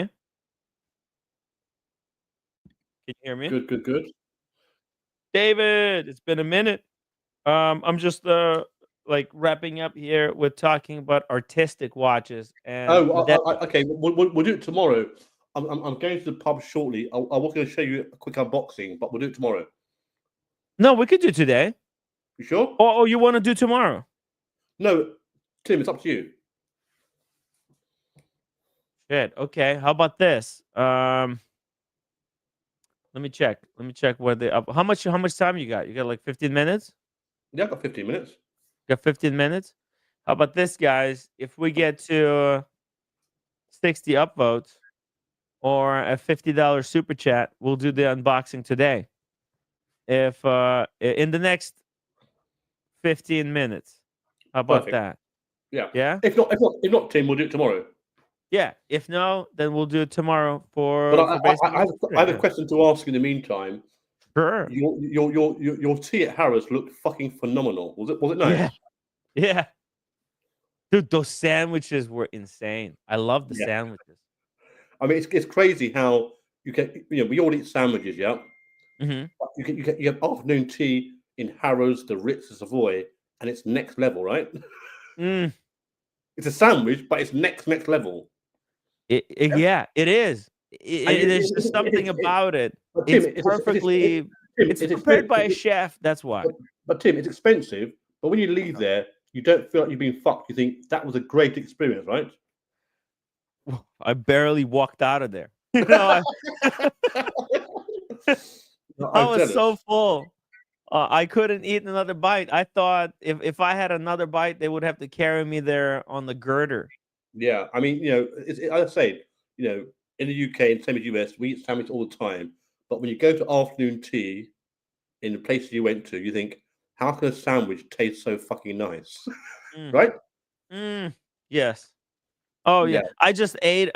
Dude, I made a sandwich before the stream. It's basically the sandwich was consisted of a piece of bread. yep, Then I put some scallions on top of that, yep, and then I put like a quarter pound of chicken, smoked chicken breast that was sliced. You know, lovely. like a chicken breast, like ham. You know, like ham Yeah, chicken yeah. kind of thing. Yeah, sliced, and 6 tomatoes, and there was just a completely flavorless garbage. Yeah, I mean, people I work with, they say, "Oh, I make great sandwiches," but they probably do. But when you go to the places you went to, Oh, it's it's not next the level. same. You can't make it at home. I don't know No. why, but you can't. Okay, do you agree? No, it had no flavor. It literally, I was eating food just for the protein and sustenance so that I would be able to do the stream and my stomach wouldn't be rumbling. But Like I was just eating it for just to stay alive. yeah, yeah, Just I could might as well just be eating raw tuna out of a can yeah. without pepper, without a little mayo to or, Mayonnaise, yeah. bit of That little paprika. sprinkle of like some fresh herbs in there. Yeah, Oh, yeah. it No, was no. disgusting. You looked having fun. I was, yeah, I looked big fun. But Uh, the last time I went to afternoon tea was like 10 years ago. mm. So I can make it my mission to go this summer. Yeah, you should ask someone. You have like a lady friend. It's great to take a lady friend there with you. Last time I went was with my ex-girlfriend. Yeah, Yeah. Oh, ex girlfriend. Okay. Yeah. Maybe you don't want to I'll, start I'll that one up. I'll find someone too. I'm sure. Yeah. Did you have champagne? No, we didn't Just because tea. we. I think we were going for drinks afterwards, Yeah, so but we didn't it's want to. worth. Tim, it's expensive, but it's worth every fucking penny, right? Oh, it's worth even more. Yeah. It's an experience of a lifetime. I think, and the thing is, you have to get the proper afternoon tea. The Yeah. very first afternoon tea I've ever had was at the Portrait Gallery. That was heresy. Okay, that just should be Okay. illegal. You know, should be illegal the way that they Okay. were doing it over there. Just the Hmm. sad, like it was a mockery of the Yeah. afternoon tea. Was But was it this quite one, was it quite stuffy in there or not? Was it quite stuffy and formal, or was it quite relaxed? I couldn't get a sense of that. oh, I thought no, I thought it was great because they actually had tall ceilings in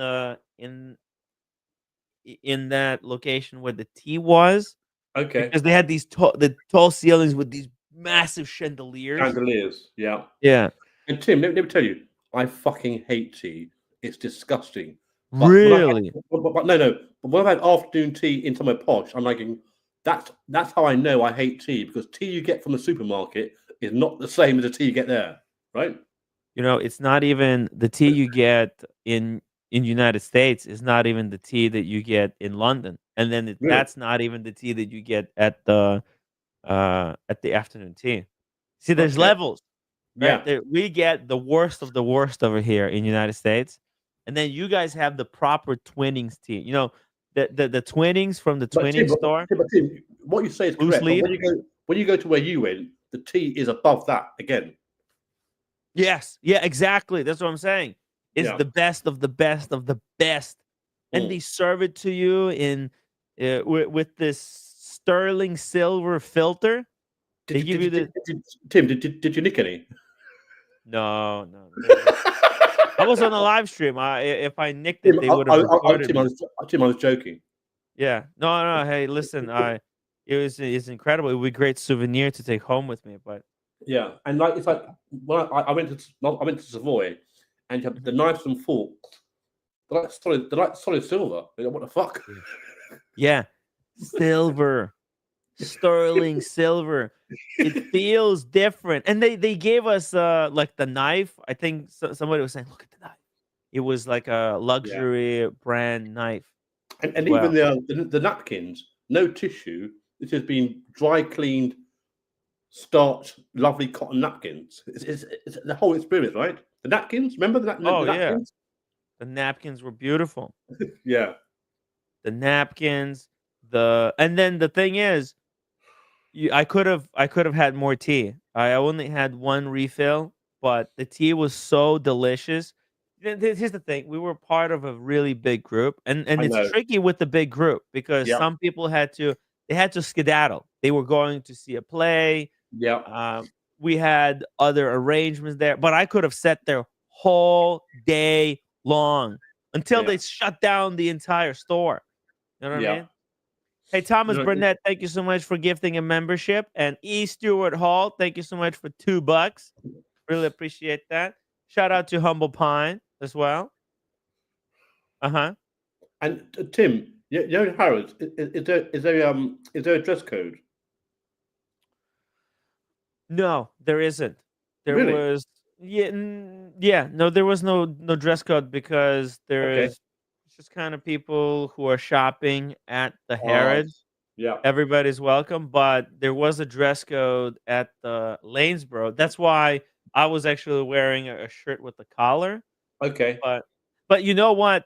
I actually think getting dressed really nice to go for an afternoon tea is part of the experience. But you I want something I that agree. It adds to the experience, but you must be relaxed still. exactly you wanna get something that's loose in the belt, something that could stretch Yeah, because yeah, you you wanna fill up on those sandwiches. yeah. And another thing that was tricky about Harrods, the bathroom. See, with the afternoon tea, you wanna drink 3, 4, 5, possibly 5 pots refills of the tea. That stuff is healthy and it's 0 calories. Yeah, Uh, yeah, but the thing is, the bathroom is so freaking far away. It's in the maze. You don't yeah. know if you're gonna make it back. Like, uh, when I was going to the bathroom, I didn't think I was gonna make it back. And in Yeah, fact, I got lost on the way yeah, back halfway through, and then I came out of the other way. I left on the right, and then when I came back into the thing, I came from the left. yeah. Completely, I yeah, it had was a disaster. Tim, I've only been twice since the Savoy and the Ritz, but Mhm. it seems like they serve the tea in cups in China, which makes it taste so different, right? Yes, Crazy, right? Crazy. it's totally different. It's not like sipping it, from. A It's mug. an experience. It's like let me explain. It's like fragrance, right? It's like Yeah. using a fragrance from a fancy fragrance bottle. The bottle adds to the experience. While it doesn't affect the smell, No. it tricks your brain into Yes. thinking that this is a more luxury thing that it actually is. You can take the juice out of the, for example, here. I got example.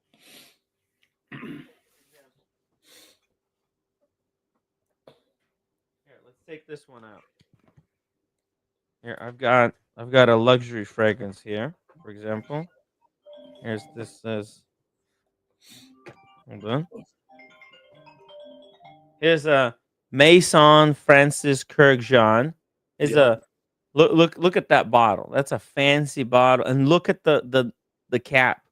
Yeah. The cap makes you think like it looks like look at like it's like cold iron. You okay there? Yeah. Yeah. Okay, you see it's like a cold iron. It Yeah. it makes you think like cold steel or something, or it like when you're handling the bottle before you even spray it, it's already putting certain ideas into your mind Exactly. about this. See, you're like I'm thinking like kind of a cold, refreshing, because to me it looks like a frozen piece of metal.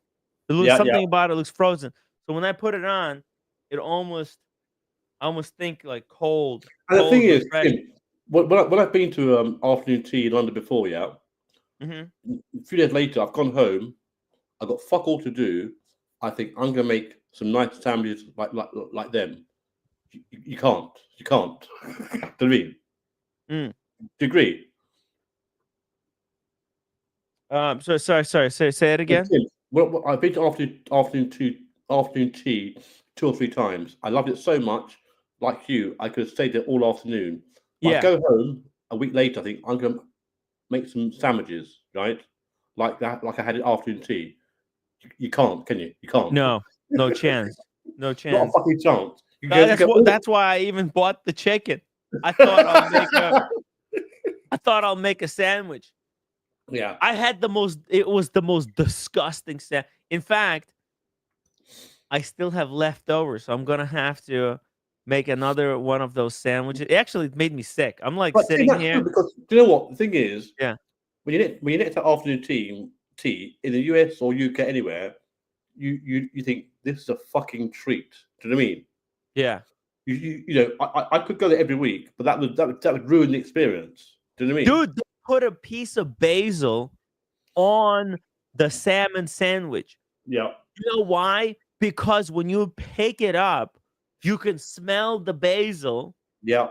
as you're biting into the sandwich, and it tastes different because of the smell of the basil. It's just one leaf, but it's Yeah. positioned perfectly so that when you bite the sandwich, you're forced to smell it.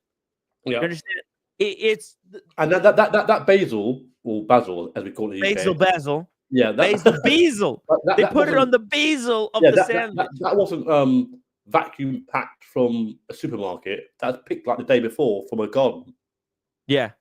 It Yeah. had to be because it was so fragrant. Fragrant. They might yeah. have grown it on the roof for all I know. No, exactly that, Tim. No, I agree with you. Yeah, I was quite jealous. So I'm going to have afternoon tea this summer somewhere. I've had the afternoon tea at the Four Seasons with the roommate. The bathroom there is much closer, so I would highly recommend that one. But I What was think that like? everybody's saying the Savoy now. No, I've been to Savoy for afternoon tea. It was fucking Oh yeah, incredible. Yeah. then go to the Mandarin Oriental. Okay. Yeah. But I keep repeating myself. It's a fucking sandwich, but it's a sandwich you can never repeat at home. I've tried. You can't do it. Impossible. No, it's not even. It's not even close. You're not. It's not gonna happen. Tim, how long were you there for? In Harrods? Dude, it felt like we were there for a very long time. I think at least 2 hours, and Okay. I could have been there for another 2 hours easily. Yeah. But more importantly, did you go to the watches bit? The Did watches, you sorry. did you in Harrods? Did you go to the Rolex, Cartier, Omega store? Yes, we did. And I'll deal with the obvious one. Rolex, was it all exhibition? Yeah, you know what? Yeah. They didn't even allow us to take pictures. I took one picture. Fuck off. But yeah, and then the security came up to me and said, "No pictures." He yelled at me, "No pictures." Like, what the hell? Calm down. I'm just, what's the big deal? But you know what I took a picture of? I'll show you. Yeah, It's sure. it's the thing I've never seen before. In fact, in the past, I've seen fakes of this stuff before, and then I saw the real one, and actually, I want to buy. I took two pictures. Get this. This is the most incredible thing. Yeah. Well, maybe not the most incredible thing, but it is an incredible thing that I think you will actually everybody will really appreciate to see it. Check this out. So Yeah. I'm taking. So I just walked up just because they had the bird in in the thing, and I thought, wow, look at the bird, the Lovely. blue Yeah. bird, Yeah. the parrot, and I wanted to see how the bird is made. And as you can see, it's so cool. They Yeah. use real leather. They they Okay. they yeah they I think they either 3D print or Yeah. they actually there's a process that they show in the book how they made these ads, but that's leather cover that they put on top, and then they had this solid gold dancer in the window, and I thought, whoa, that's pretty cool. That's a day date with diamond baguettes and mother of pearl dial. But then I look down, and what do I see? Holy shit! Oh, Official, real deal Rolex cufflinks. The real Rolex cuff. These are not fake Chinese made garbage. Tim. How much? Yeah, How I much? have no idea. They shushed me away. They said, "Get out of here! Hey, no pictures. Get out of here!" So I just walked away. I got kind of freaked out, but I think they'll ask for. I Five have no grand? idea. Maybe 5 grand. Yeah. What do you think? Yeah. Patek, I think, asked for their 5 grand. And this is real. Can you believe it?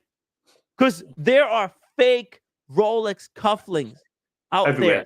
Pride Yeah. and Pinion sells fake Chinese-made Rolex Yep. cufflinks, Yep. but these are real Rolex cufflinks. Holy shit! Oh, Watchaholic says they're 3,500 before price increase. That's actually not that bad, I would say. If No. you're a cufflink guy and a Rolex guy, 3,500 is nothing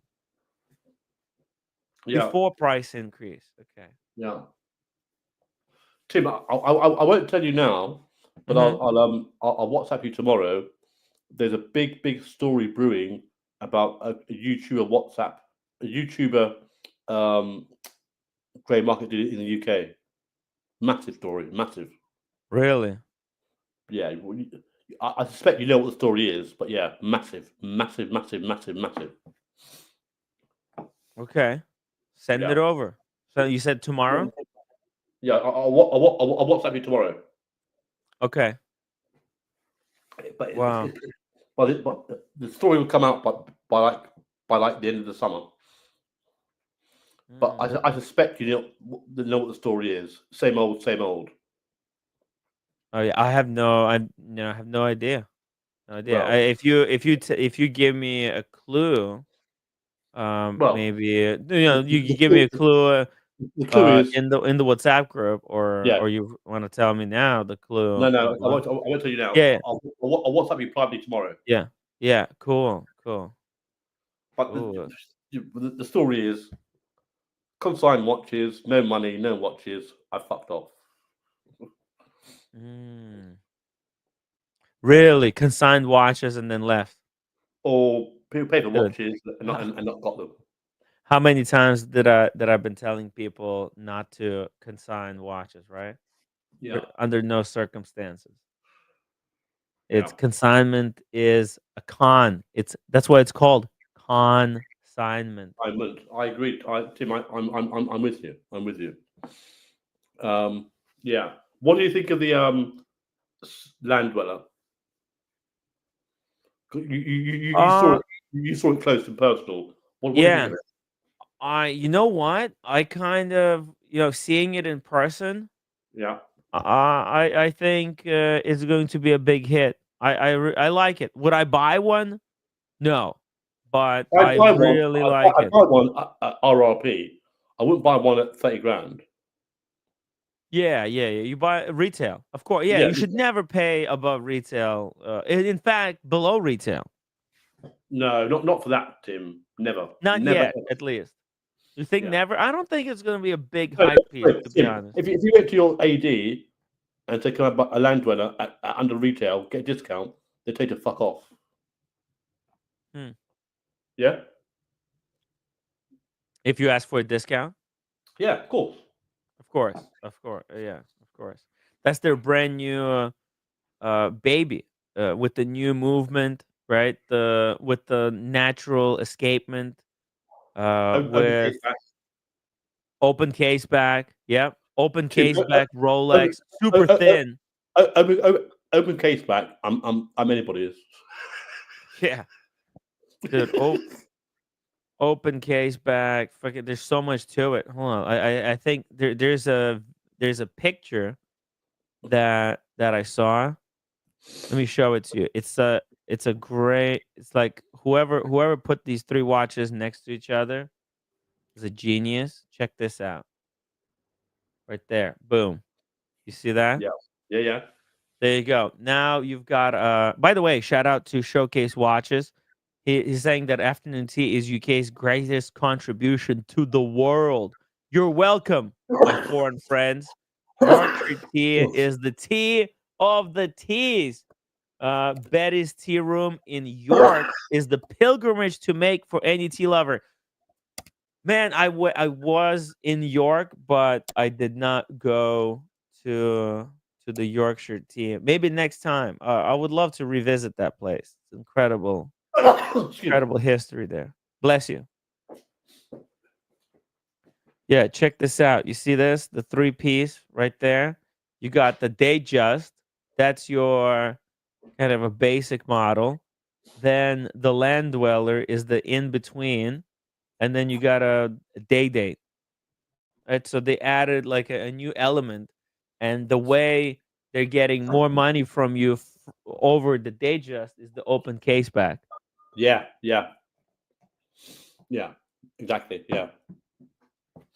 And the I mean, dial go on. is very subtle because a lot of people were worried that it's going to be so flashy, Yeah. but it is very I mean, subdued let's be in a honest. way. It does look like a Tito PRX. It does. Yes, exactly. It's a luxury Tissot PRX. Yeah. Whoa, P Cars, $20 super chat. Hey Tim, was great meeting you and the crew at the Watches and Wonders. Thanks for the warm welcome after the show, fam. And I went on a Swiss, France, Germany vacation. Just got back. Have a good stream. Thank you so much, P Cars. Thank you so much. By the way, P Cars, shoot me an email or a WhatsApp. I have a picture of you at the dinner. I would love to forward it to you. My email is hello@timwright.com, and I would just like to send it to you because I took a picture, just for you to have it because you were there. I'm pretty sure you may have taken even more pictures while you were there, but if you want one, I have it. I would love to forward it to you. Thank you so much for the $20 super chat. That's huge. Really appreciate it, and love the red Porsche in the icon. Fuck me, that's beautiful.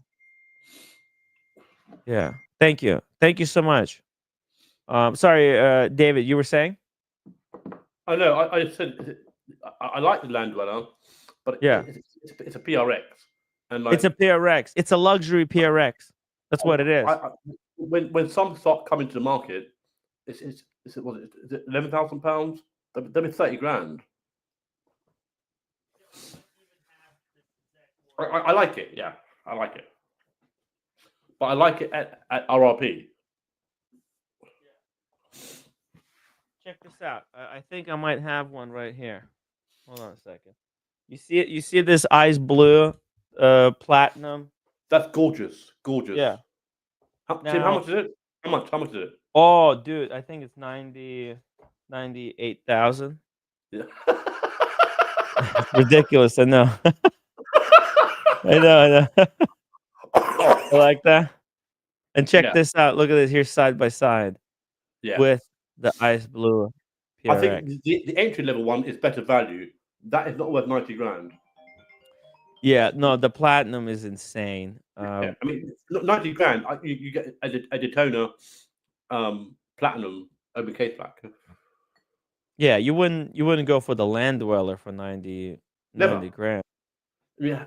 Tim, Insane. how many nice watches can you buy for 90 grand? Loads. Yeah.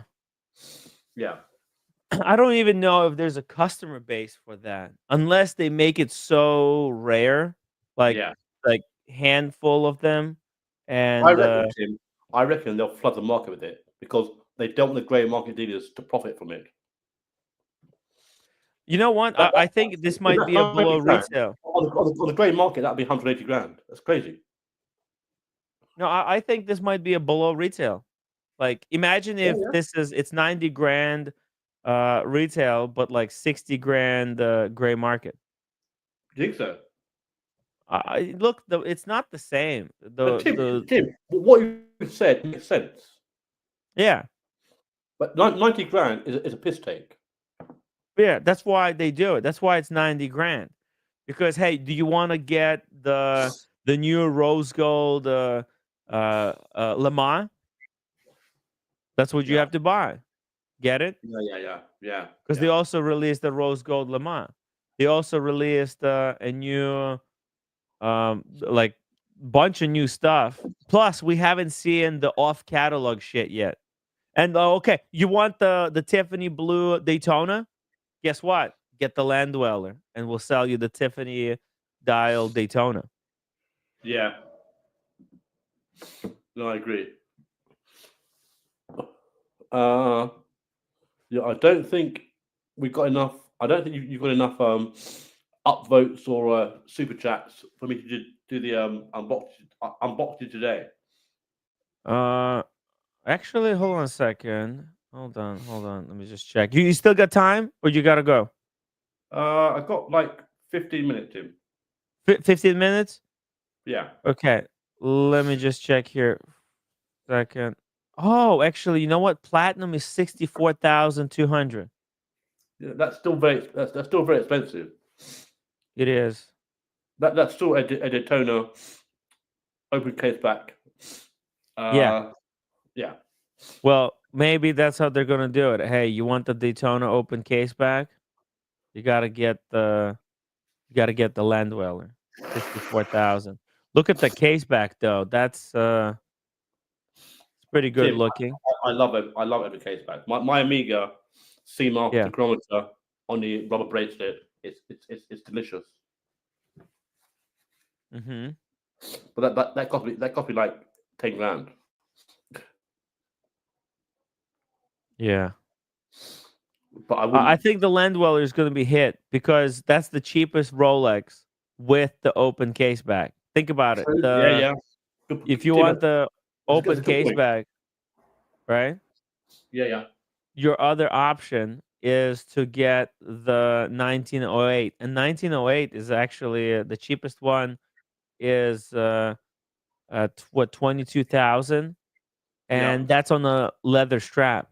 Whereas if you get this one, the steel one, it's actually good value. The steel one is let's see, they're saying here the steel is 14,450. So that's pretty Yeah. good. Oh shit, wait a second. We did get the upvotes. I just didn't refresh my chat, my thing. We got 64 upvotes. I said 60. That's all I said. 60. Guys, let's get to at least 75 upvotes. Come on. Guys, smash that upvote button for the unboxing. David's got a Rolex. You got a Rolex? Oh, I'm not telling you.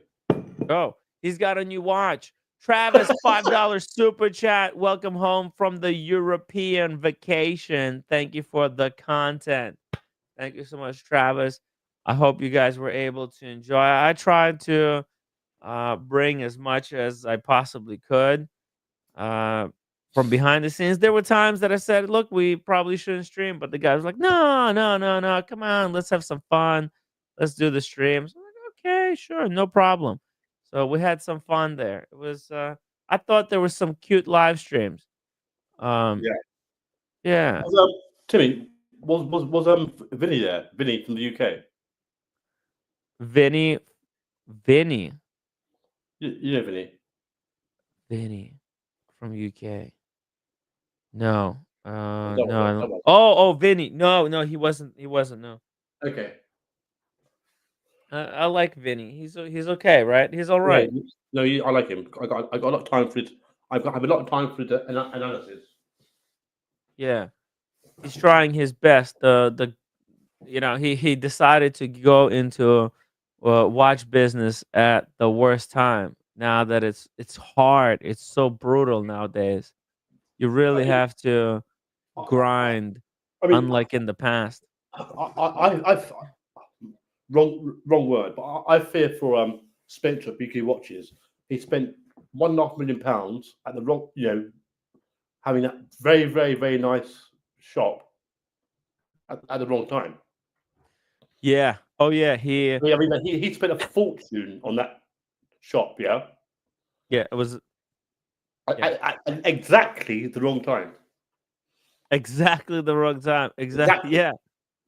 The future of watches seemed so promising, and then it just took all the wrong turns, and he's kind of stuck with that maze, and I mean, it's very I don't tough think to do I don't anything. think the watch market is dead, but it's very unwell. Yeah, It's unwell. It's very ill, right? at least it's not in the state where, like, if he stayed in his old location, he'd be Fine. doing fantastic. Yeah.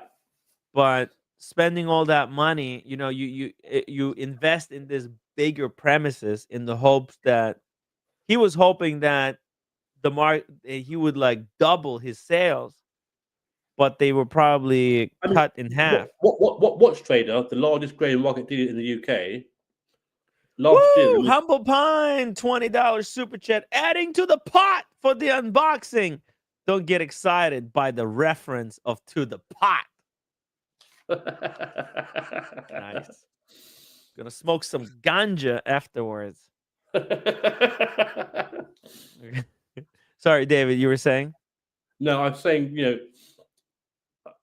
um, BQ watches, their timing was so bad because that store, my friend's been there, my boss has been there, and he Mhm. said they spent like £2 million. Yeah, To I me, thought it was more. I thought it was close to 7. it might well be, but he said it's more luxurious than any AD ever. Right. Yeah. With the bar, with all these locations. There's rooms. There's Yeah, the rooms in fit the out was just, attic. it's got 20 staff. Did you see the bathroom locks? They have luxury bathroom locks. Okay. Marble floor in the Yeah. bathroom too. It's primo. The best of the best. And they got this they have a studio Yeah. on the premises. And And they're they no got longer Tim, doing live streams. and Get Tim, this. they've got 25 full-time staff. What, 25 people? Watchmakers, accounts, HR, Cook, um, cleaners. sales. Yeah. Wow. The I website, mean, they need people managing the what's the website. Switzerland? They've closed 30 stores in the UK. It was announced 2 days ago. 30? I thought it was 10. No, 30, Tim. Fuck me. 30 locations. And their That's share price crazy. has fallen massively. It's just off a cliff. Yeah. Wow. But I don't mind because that means people who collect will be fine. Look, it's just it is what it is. It's the state of Tim, have you noticed? It's in the UK. There's like 10 or 15 grey market dealers with YouTube channels. They're hardly releasing any content anymore. Dude, there's so many watch channels now. Everyone is a fucking watch expert nowadays. Exactly. Yeah. Dude, there's all the I came across some YouTube channel, The Watch Dudes or something like that Yeah. yesterday. And these guys take themselves so seriously. Yeah. I agree. Tim, It's just watches, man. I don't like I was, people would tell me, "Oh, Tim, you got to wear a shirt and no. jacket and a bow tie. You got to look professional." Fuck that. There's guys that do that. Yeah. Like, so what? And Tim, Doesn't change the Tim, content. Jonathan from Edinburgh Watch Company, he's closed Yeah. his shop. Did you know that? Yes, I do. Yes, I do. And he was there for 12 years. He's done that for a reason. Yeah. Yeah. It was a Red Shovel explained the way Red Shovel explained to us is that he was very dependent on making about $2,000 per Steel What? Sports modern Rolex. Yeah. And what happened was that's just not the way this works anymore. You can maximum ask for you can maximum hope to make 500 pounds on a Tim, Steel Sports flip. I was about to say the same thing about 500 quid. Mm. Yeah, 500 quid. That's all you can ask for Yeah. on the Steel Sports. But in the past, his business model relied on $2,000 profit, Yeah, and Tim, it right? became Tim, unsustainable for him. I've got a date just, two-tone rose gold stainless steel, fluted bezel, Wimbledon dial. I won't say who, a very, very, very famous grey market dealer with a big YouTuber has offered me £9,000 for it. They got the same watch on their website for £13,000. Yeah. I went, no, not for me. Wimbledon dial, 41mm, date just, fluted bezel, you know, the top of the date just. Yeah. Offered me £9,000. Wow. 4,000 below what they have I, it listed for. Yeah. exactly. I went no. They've chased me twice now. I said no, not for me. Yeah. No, that's kind of. Well, they'll probably, in order to sell it, they'll have to drop theirs by 2,000, and they'll have to give you an extra 1,500, right? Yeah, but he said £9,000 was the most they'd give for it. Yeah. That's a piss take, right? Yeah, it's ridiculous. All the one Steel Sports Rolex, very tough to make watches on it. You have Yeah. to be like, for example, look at this on the European watch company.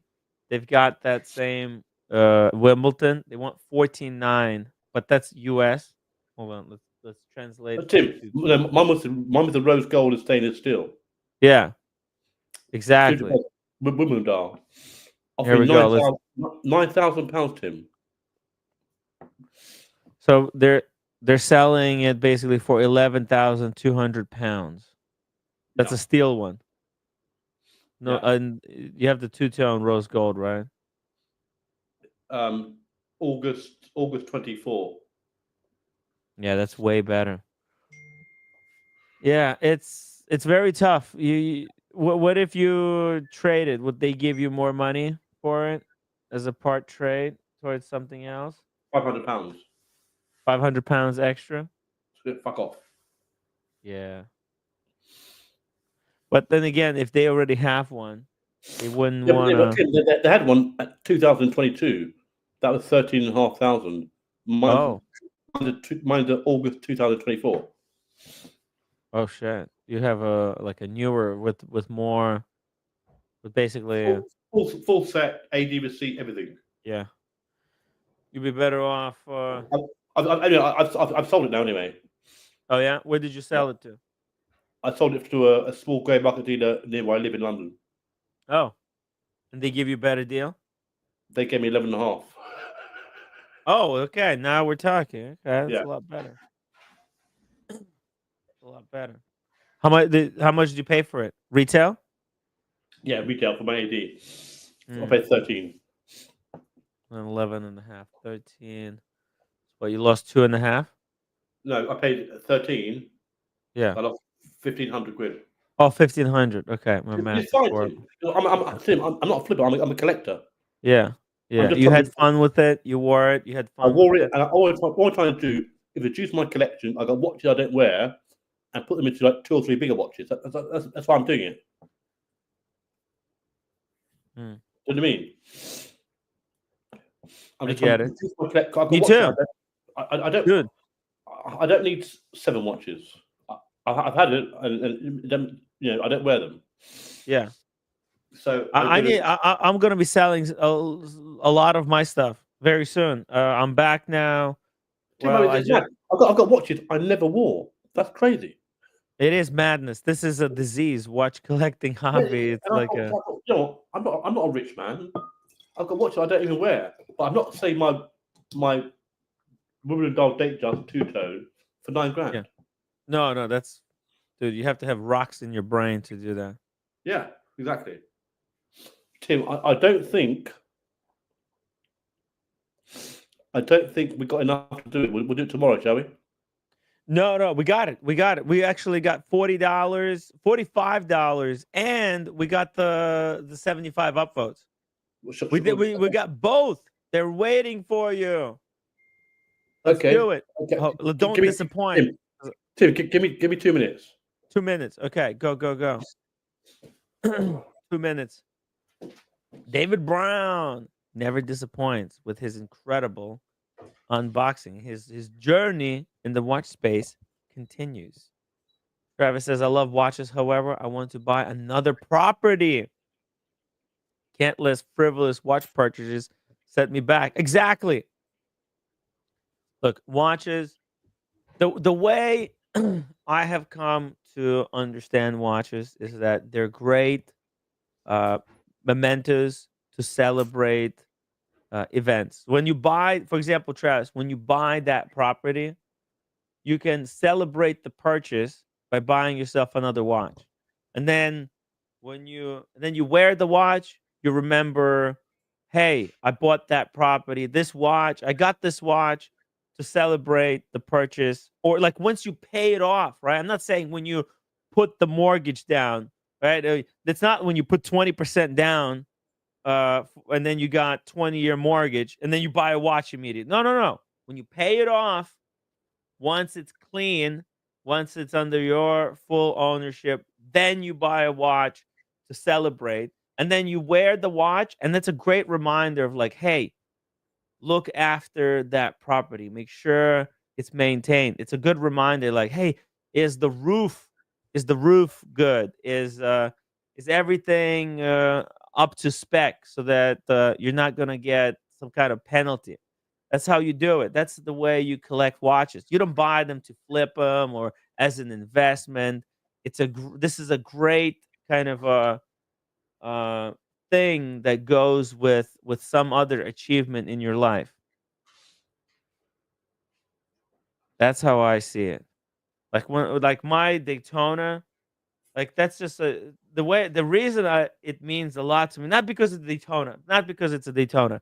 The Daytona is great that it's a Daytona, but it is more special to me because I got it for my 30th birthday, and it's like a reminder for me. Fuck, man, what have you done? Like, it's you're already.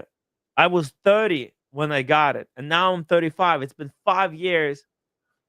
What have I done since then? Basically nothing. So it's a kick. It's an ever reminder to, hey, come on, Tim, get back to work, do something. You got to work, got to achieve something. Look, I am proud of what I've done in the watch space. I think I've I've introduced a lot of people to the hobby. I've introduced a lot of people to other people. Like a lot of people made incredible friends in this space because of my unwavering dedication to do these daily live streams. Some of them, they want to have nothing to do with me because I'm a creep or whatever, or they think I'm creepy or I'm weird, right? And they no longer, ooh, Tim, he doesn't wear collar shirts. He wears old T-shirt, from 5 years ago. I don't give a fuck, I've got my Rolex, I got my Speedy, whatever. I've got my priorities. It's never, getting, wearing. Look, if Right, Tim, if are you ready? I if I Tim, are ever you ready? Tim, make thousands of dollars, once I have, if I ever, you know, Tim, are you I ready? achieve true success and have 500,000 or 1 million in the bank, then I'll be getting dress shirts, right? Because I'll know that I won't have to worry about taking that shirt to the dry cleaners. I have to pay $20 for the dry Tim, cleaners. Right Tim, now, are you I ready? could do an entire load of laundry for less Tim, than $10. Okay, sorry. Tim, Yeah, yeah, are you ready? yeah. I'm ready. Right, how do I? Wait, one sec. Here we go, guys. Here we Wait, go. wait. Drum roll, please. No, it's not special. Okay. Can you see me? No, Okay. eBay. Can you see me? Yep, we can see it perfectly well. Okay. It's not A special, but I little bit love it. laggy. Oh, it's a Rolex. Give us a little background story. How did you come into? An AD. Oh, That's it. AD. A AD call. a 3-year wait. Wow, a 3-year wait for a Rolex. That's pretty cool. To be honest, I got it in December. In December Yeah. Can you last see me? year. Okay? Yeah, look, Yeah. 24. Oh, and you haven't shown it until now. No, first time. You just hit it away. Okay, cool. 3-year. Can you see me? Okay. Yeah, we can see it. Hang on. Guess what it is? 3-year wait list. Okay. Oyster Perpetual green dial.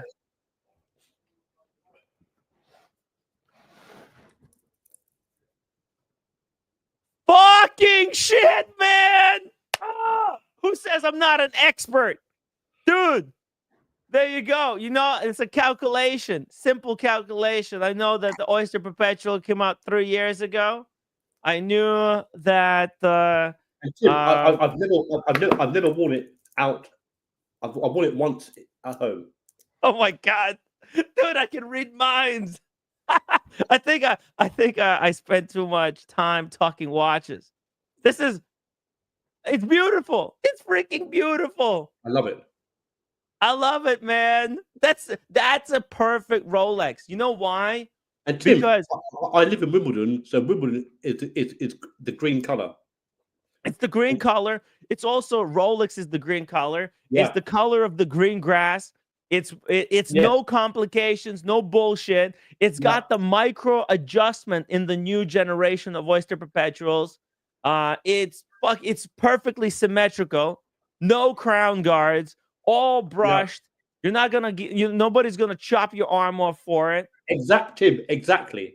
Dude, it's the best of the best. And Tim, I love would- it because Yeah. green is my favorite. Green is my favorite color. Green is the Rolex color. It's the winner's color.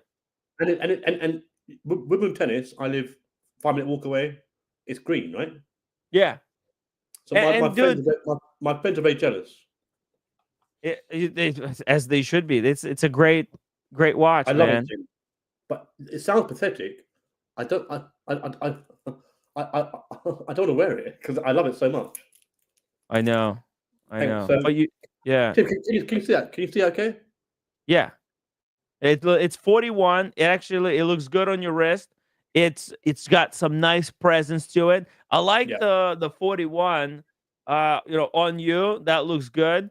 Muhammad Ali, he got the 36 green. He's got smaller wrist. It's good on him. It's a perfect watch.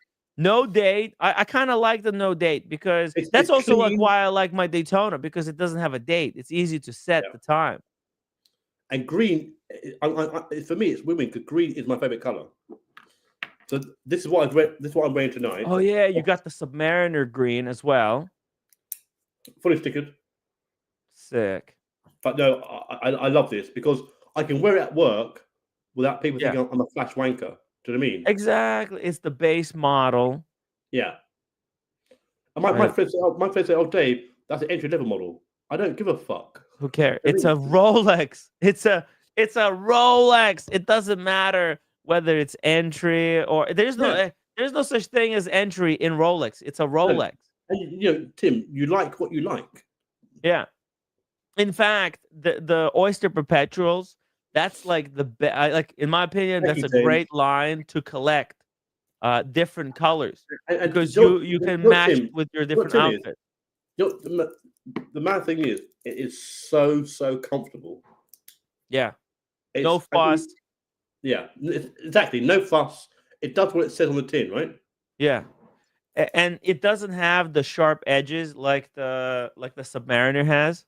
You know, Yeah. on the where the lugs are I and think where the case side. I think it's a bit thinner than the sub. Is it a bit thinner? I'm not It sure. is thinner. It's Okay. like the thinnest Rolex that they make. I've got my 2 links. but they Nice. wouldn't give me the bezel though. Oh, the bezel protector? Yeah, they wouldn't give it to me. Oh, really? But Did they Tim, have I it? love it. So they had it, but the AD said we can't let you have it. Oh, you should have. You know what you should have done? Here's the trick the next time. Yeah, go on. Basically say, hey, just leave it on the table and then walk away. Like when I know- go resize, leave it on the I know, table. I did with my bluesy. I did that, and he Ah. said, and he threw it on the floor. Oh yeah, yeah. Remember, I told you. So yeah, Hey, check this out. We got Humble Pine says congratulations. thank you, Humble Pie. We've got Lucky Bastard 911 says very nice piece, David. Thank you very much. Very kind. Andrew Shores, an OP is the classiest timepiece going. And you know what? I can wear it at work, and know what people say. That's nice to watch, but it won't look like they're paying me too much. Do you know what I mean? Yeah, It's quite- yeah. You don't want to make your employer thing. You want the promotion, okay? Exactly. So yeah. TV profile 12, very sexy, and the watch ain't bad either. Yeah, and that's why my date just I've sold the two-tone Wimbledon with the Roman numerals. I love the watch, but it just brings a bit too much attention at work or at home. Do you know what I mean? Mm-hmm. Gold pieces, two-tone pieces. They're a bit flashy. Do you know what I mean? Yeah, that's Tim, I've been carry on. thinking of getting a solid gold dancer, man. But maybe Really? it's a disaster. I don't know. Okay. Full And, gold sub. I What do you just saw, think? It's the douchiest watch that they make. James the Advisor, congrats, David. Thank you, James. Also, Ray said, good Thanks, on Ray. you. Yes, it's a green dial, guys. It's a green dial Oyster Perpetual. Travis says no date sub and Explorer 2. And then Oyster Perpetual with the color dial is the ultimate 3-piece Rolex collection. I like that. Those are like the 3 tool kind of watches. The no date sub tool watch. Explorer 2 with the GMT. Yeah. And then the Explorer, you get the Explorer because actually Rolex markets Explorer 1 as the watch that went on or that reached the Everest, but actually it was an Oyster Perpetual modified with the special ice like freeze resistant lubricant. Yeah. Oh, yeah. So I love it. And Tim, I've never honestly on my mother's life and my dad's life. This is the first I've worn it twice since I bought it. Wow. Like You love it. You cherish it so much. Yeah. So don't ever sell that one. And the thing is, like, it's not. You got it at retail, so if you ever sell it, you can make really good profit on it as well. You could probably sell it for like, Yeah. 6. You But could Tim, sell it for Tim, 8. But don't do it. It's not. It's not. no, and It's cheap enough that you can keep it. yeah, no, exactly. And do you know what? It's got half the stickers left. No. Nice. So yeah, so I love it. And do you know what? It's really strange. You can look at on the website, yeah. You can Mhm. look at it on the website or pictures on YouTube or the internet, but you don't get a full sense until you see it in your hand. Does that make sense? Yeah. The green, it's really different in person Yeah. versus in the pictures. In fact, Yeah. maybe I can pull up a video, even though the video I don't think won't show us the real color either. OP green. And like, it's crazy because my local lady who watches Switzerland, Uh-huh. they've stopped the list on OPs for like 3 years. Mhm. They won't take any more. But he said to me, Dave, I'll be honest, we've called 15 people before you. Yeah. People aren't buying watches, even at that level. Really? What the heck? Yeah, That's crazy. I like it. It's Crazy. clean. It's clean. It's simple. And Tim, as you said, you won't get your fucking arm cut off, will you? Yeah. Exactly. Do you know what I mean? And it's super I think this is stylish. You can get a nice you can wear this with a jacket on this goes under the Yeah, sleeve. You can put like a nice green pocket square. You yeah. you could look like a real gentleman with this watch as But well. Tim, Dr. Bob's Nightmare, thank you so much for $2. Marbler Dave Legend. thank you, Mob. Thank you, Dr. Bob. Cheers. Thank you, Dr. Bob's. Cheers. Cheers. Cheers, Dr. But Bob's. Tim, it is so comfortable. Tim, let's be honest. Do you agree? Some mountains aren't that comfortable, are they? They're not really. No, they're not comfortable, especially the 41. That's That why I'm one. selling it. And mine is unworn. Can you see mine, Tim? Yeah, Like, you got the 41. Yeah, yeah. it's Is it- big. It's big, yeah. and it's got the razor edge. You know the case side. Okay? See it here. Let me show you something. You see it? Hold on. Let me just. Okay, you see it? You see it over here, right there where my mouse is. Yeah. You see Yeah. how that's where the case side touches skin. Okay.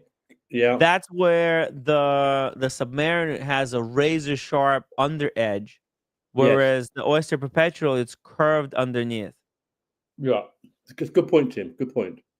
Yeah. So I love it. And in the sunshine, when the sun reflects on the dial, it has a different look. If you know what I mean. Mm-hmm. Do you know what I mean? So the green, when you get the sun on it, it pops a bit more. Exactly. Yeah. It's like a glossy, almost like a liquidy reflection to it. Yeah. You can't like even with these videos. I don't think. Let me They, see. they, Is don't, there... they don't do it justice, do they? No, because it reflects the light reflects it, and it's Look, different, but it Tim, is kind of. as you know, I work for a US private equity firm in the UK. Head office Mhm. is in the US. Yeah. Yeah.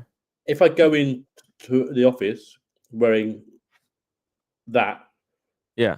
my big bosses from the US will say, "That's a nice watch," but the two, the gold ones, it just looks a bit flash. Do you know what I mean?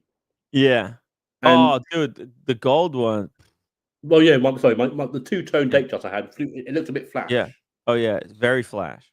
Yeah, and I just want reduce my collection, buy some nice, more subtle watches, and when I go into work, my bosses from the US don't think we're paying David too much money. Do you know what I mean? Yes. I know it sounds Exactly. pathetic. That's the reality, No, Tim. no, dude, it's exactly the same thing. It's the conundrum also of my show, right? Here I Yeah, am. I've got a Maurice Grossman, right? I got the Maurice yeah. Grossman. I got Explorer 2, right? I got a Panda Daytona over here, right? And I'm struggling to pay rent, right? Because I tried Yeah. to explain it, and some people they don't understand the mental illness of the watch collecting is that, hey, I put all my money in watches, Tim, and Tim, Tim, I get it, but I've realised I'm having watches at my small level that I don't wear doesn't make fucking sense. It makes no sense. mhm. I had 7 Rolexes. I've now got 5. I want to get it down to 3, and then put it into like a couple of bigger pieces. Because my shorts Ooh, company, they get very nervous. Obviously, yeah. What yeah. what kind of a bigger piece were you thinking? So I've now decided in my own mind by the end of the year, Tim, this is my Yeah. plan. Okay, I want a Daytona, either the Ghost or the discontinued chocolate dial. I can't remember the model numbers. Yeah, or in an ideal world, and the Yachtmaster Rose Gold Oyster Flex. Oh, yeah. I like that, the Yachtmaster Oyster Flex. Yeah, Rose gold, you can get that for cheap. The gray market value on that has imploded. yeah. That's a great pickup. The Daytona, depending which one. Okay, so Tim, it's the you have to correct me. I want the Ghost. Yeah, The or Ghost, or the the Ghost Daytona? or the chocolate dial 1-1 reference discontinued. Oh, the Ghost. That's what they call the Ghost? But Okay. Tim, in the UK, they're going 24. They're going like a bit under the list. It's crazy. Yeah. I looked last weekend. They're going like £1,000 under the list. 24 plate. Yeah, that's a below retail watch there. Tim. I like the chocolate dial, the 1-1 reference, but that's been discontinued. You know, the one I like is the one that you accidentally told us that you want. Daytona chocolate with Roman numerals. No, I sorry, think with Arabic. You know the Arabic? This one. okay. Is that the one? Is that the 1-1 reference? No, Tim on Autoflex. Yeah. This one on the Oyster Flex. That's what I Okay, yeah, mean. But the hold on. One second. With 1 second. Arabic. yeah. Mike, you're right. Say under list. This one. I kinda dig it Yeah. because Oh, it's Tim. special. That one. But Let me see yeah. if I can pull up a video of it. Let's see here. That's the 1-1 reference discontinued, right? Yeah. This one, Yeah, it's very special. yeah. Let me see if I can. But you know what? My dad said, Tim. My dad said, David, if you get the Autoflex, if you get the rose gold, um, if you get a Daytona, and you get the um Yachtmaster, you won't wear both. So he said, buy one or the other. Don't buy 2 Autoflexes. I think so too. Oyster Flex is actually not that great. Well, Tim, I'm not a fan I'm of a the fan. Oyster Flex, to be Okay, honest. that's fine. Yeah, that's fine. So Tim, it wasn't like the most big reveal, but it is what it is. It's great reveal. Nothing wrong with that. It is big surprise. I'm glad that it's the first time that you revealed that watch. It is. Right, you Yeah, had it for a while, right, and it is actually a very special watch. yeah. That's a watch that I would love to have gotten for at retail. And Tim, as you, I keep repeating myself, I can wear it wherever, and your Yeah, average little crackhead will not cut my hand off for it. Do you know what I mean? no shot. If you know, you know. Does that make sense? Exactly. If you Yeah. know, you know. It's that type of a watch. So my aim is to reduce my collection to 3 watches. Yep, Rolexes. I've got Cartier and Omega, and then I've got a nice little collection that I'll wear every day, every week. Oh, a Cartier. I've got you've seen that the Cartier I've got on the Santos. It's discontinued. WSA something. Blue Yeah. bezel, switchable bracelet, stainless steel or the blue rubber. Lovely watch. Yeah. Yeah. Travis, $2 super chat. You should be paying a mortgage, not rent, Tim. It's just I don't have well, the thing is, if I sell even if I sell all my watches, uh and uh and then it's not enough money to put or even as a deposit Deposit, yeah. on the mortgage, right? Because And let's Tim, say I sell. Yeah, you like me. You live in New York. I live in London. yeah, It's fucking yeah. expensive. It's expensive. Yeah. So what do? I could move into the middle of nowhere, somewhere in the middle, right, of America. And Fuck that. even there, the prices, because of the different algorithms and the way these websites are just tracking of everything, there's no deals. There's no more deals. The property market is extremely overvalued. And Yeah. even if I had that money, and then I don't have a steady source of income. Income.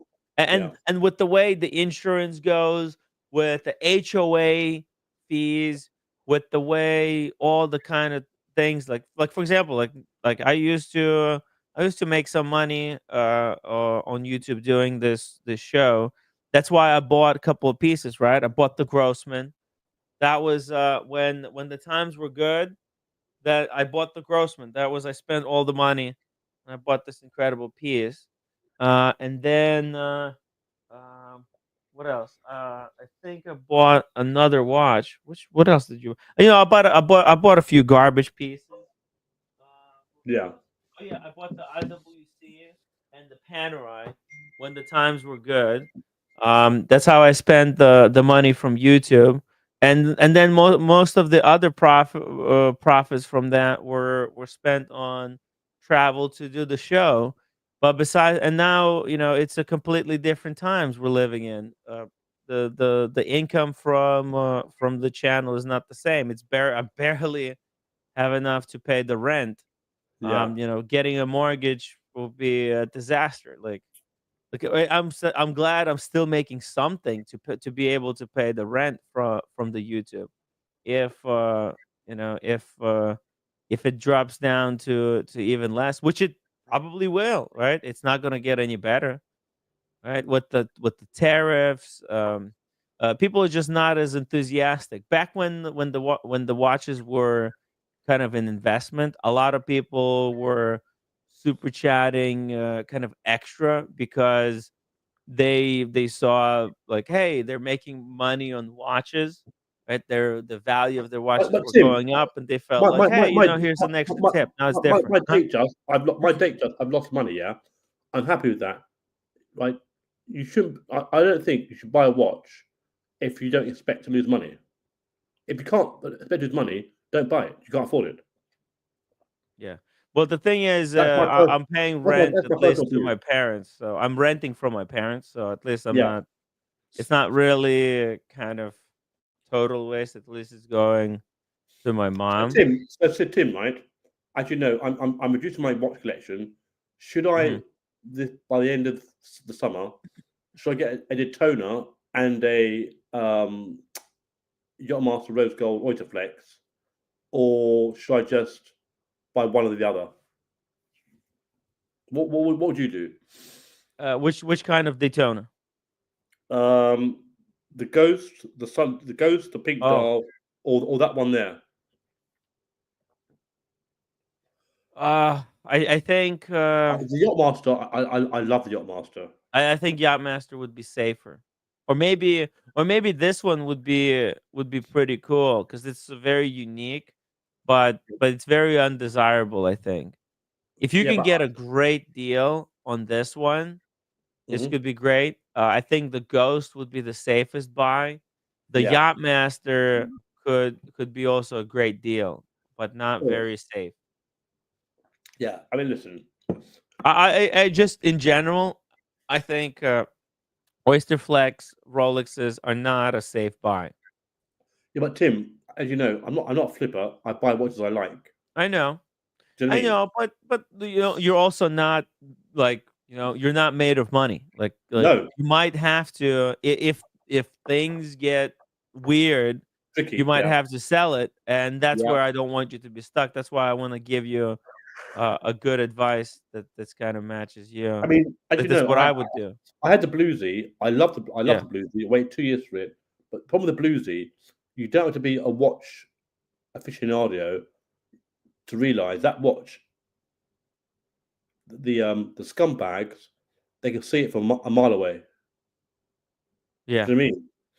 The bluesy is a nice watch, but it's known by every little cunt in the world. It says "rob me" on it. It does, yeah. I love it. It But says chop this arm off with the yeah, machete on the you dial. could be an average person, a criminal, and the bluesy. Everyone knows the criminal will think, I know what that is. I'll chop your fucking hand off. Exactly. Where with Just the a, my Starbucks and my OP green dial, you only know if you know. Yeah, when I was in London, yeah, it actually happened when I first time came to London with my parents. yeah, When I was check this out. This is right next to the portrait museum, yeah, Trafalgar Square. You see yeah, how the police blocked off everything. Look how many cars there are. One, yeah. two, three, four, five. There's an ambulance here, and there was actually they I think they chopped somebody's arm off because there was a big splatter of blood on the sidewalk. That's terrible. That's fucking Yeah, terrible. yeah, and like think about that's in on the Trafalgar Square. It could happen anywhere. And Tim, you know the Got it. bluesy. When I got it, I loved it. Yeah, but one morning, I woke up. I thought I fell out of love with it. I fell out of love with the bluesy. I don't know why, but I just did. Yeah, you fell out of love. The Yeah. bluesy, you can see it from the fucking moon, right? Yeah. Right? Yeah. Yeah, yeah. Yeah. It's like it's like bluesy. It's one of the three things that you could see from space. Another Yeah. thing is the Chinese the Wall of China, the Great Wall of China. You Yeah.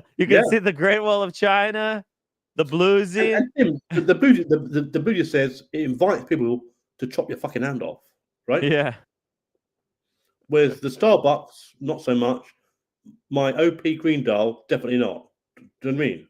Mm, My Amiga Seamaster in rose gold, definitely not. yeah. So yeah, I'm delighted about that. My OP, and Watches Switzerland in the UK, they've stopped taking orders on the OP for like 2.5 years. Oh, really? Yeah, Yeah, because the they probably have so many people on the wait list, right? exactly, yeah. Everybody wants one. It's You know, a great watch. 6 grand. It's a great watch. Mm. I'm sure tomorrow I could sell it for 7 grand. I'm sure if I wanted to. Hellestron says David is always a very interesting guest. Thank you, Hellestron. Always. David always brings in the spice. I've only ever unboxed watches on Timmy Channel ever. It's hard. It's freaking hard out there, David. Freaking Yeah. hard. So yeah, I think what I'll do, Tim, I think I'll either buy the Yeah. Yachtmaster or the Daytona. I won't buy both.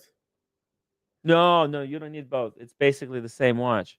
Exactly. I think go with the rose gold Yachtmaster or or Daytona. Actually, maybe the Daytona, the Ghost. You said you wanted the Ghost. Or the pink or the pink dial, I can't remember the model number, Tim. The one with Yeah. the rose gold dial. I can't remember it. Yeah, but I don't need both. But what I do need to do is just reduce my collection and buy a couple of bigger pieces. Yeah, so I've got Yeah. 3 watch Rhodes collection. Yeah, Yeah, and you know what? If you get it on the Oyster Flex, at least on the Oyster Flex, it doesn't look like a really expensive watch. exactly, Tim. Yeah, Exactly. Yeah. And you know what? That rose gold Daytona. No. You know, I think you'll be better off the rose gold Yachtmaster. You can get that for next to nothing right now. They discontinued it, Yeah. and it's 40 mil. The new one is too big. The 42 Yachtmaster, Too it's big. just Yeah. too big, man. I agree, Tim. I agree. The 40 is the perfect size. It's Yeah. kind of like the um it's kind of like the Daytona. Daytona is on the smaller size. It's gonna wear really nice. JBB Yeah. $5 super chat. Thank you for not talking about Hermes handbags. Thank you. Yeah. Hey guys, we're gonna wrap it up right here. Okay, Tim. Thank you. I'm sorry to hijack your stream No, again. I love it. No, thank you for joining. It was fun. It was fun. Congratulations on the Oyster Perpetual. Thank you, mate. Um, Thank you, yeah. Keep us posted on what you do next. Okay, we'll love Timmy. following your Timmy, movements. tomorrow I'm going to unbox my £5 Casio. Yeah, yeah. No, do it on Saturday. Come. Oh, if you got time tomorrow, come. I've got a watch to unbox as well. I think I'll unbox it on Sunday. Okay, We got right, wine and Timmy. watches I'm, Sunday. I'm, I'm going to let you go. I'm putting this back in the safe, and I'm going to the Yeah, pub now. yeah. I'm going for a walk. I've got a buddy from a friend of mine here. He wants to go do a bit of an exercise, so I'm gonna go with him. Because I'm a fatso. I need to get some exercise in. So yeah, I'm gonna go take a walk. Thank you, David. Thank you again for Tim, joining me tonight. have a good night. We'll chat tomorrow. Yeah, yeah. Hell yeah. Take care. Take care, everybody. Bye.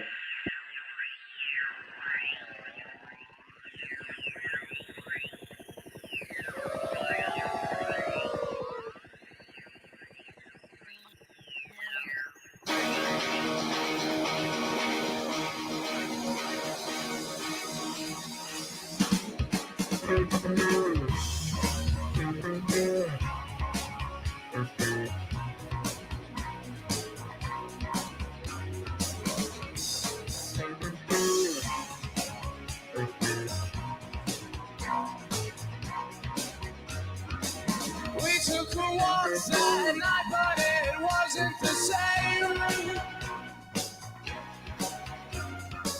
We had a fight on the promenade out in the rain. She said she loved me, but she had somewhere to go. She couldn't scream while I held her close. I swore I'd never let her go. Tell me what you wanna know. Oh, come on, oh, come on, oh, come on. There ain't no motive for this crime. Jenny was a friend of mine. So come on, oh, come on, oh, come on.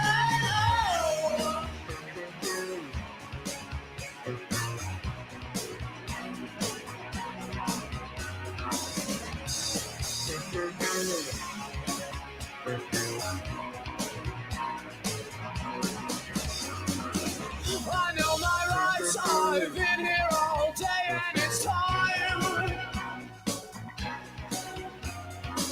for me to go. So let me know if it's alright.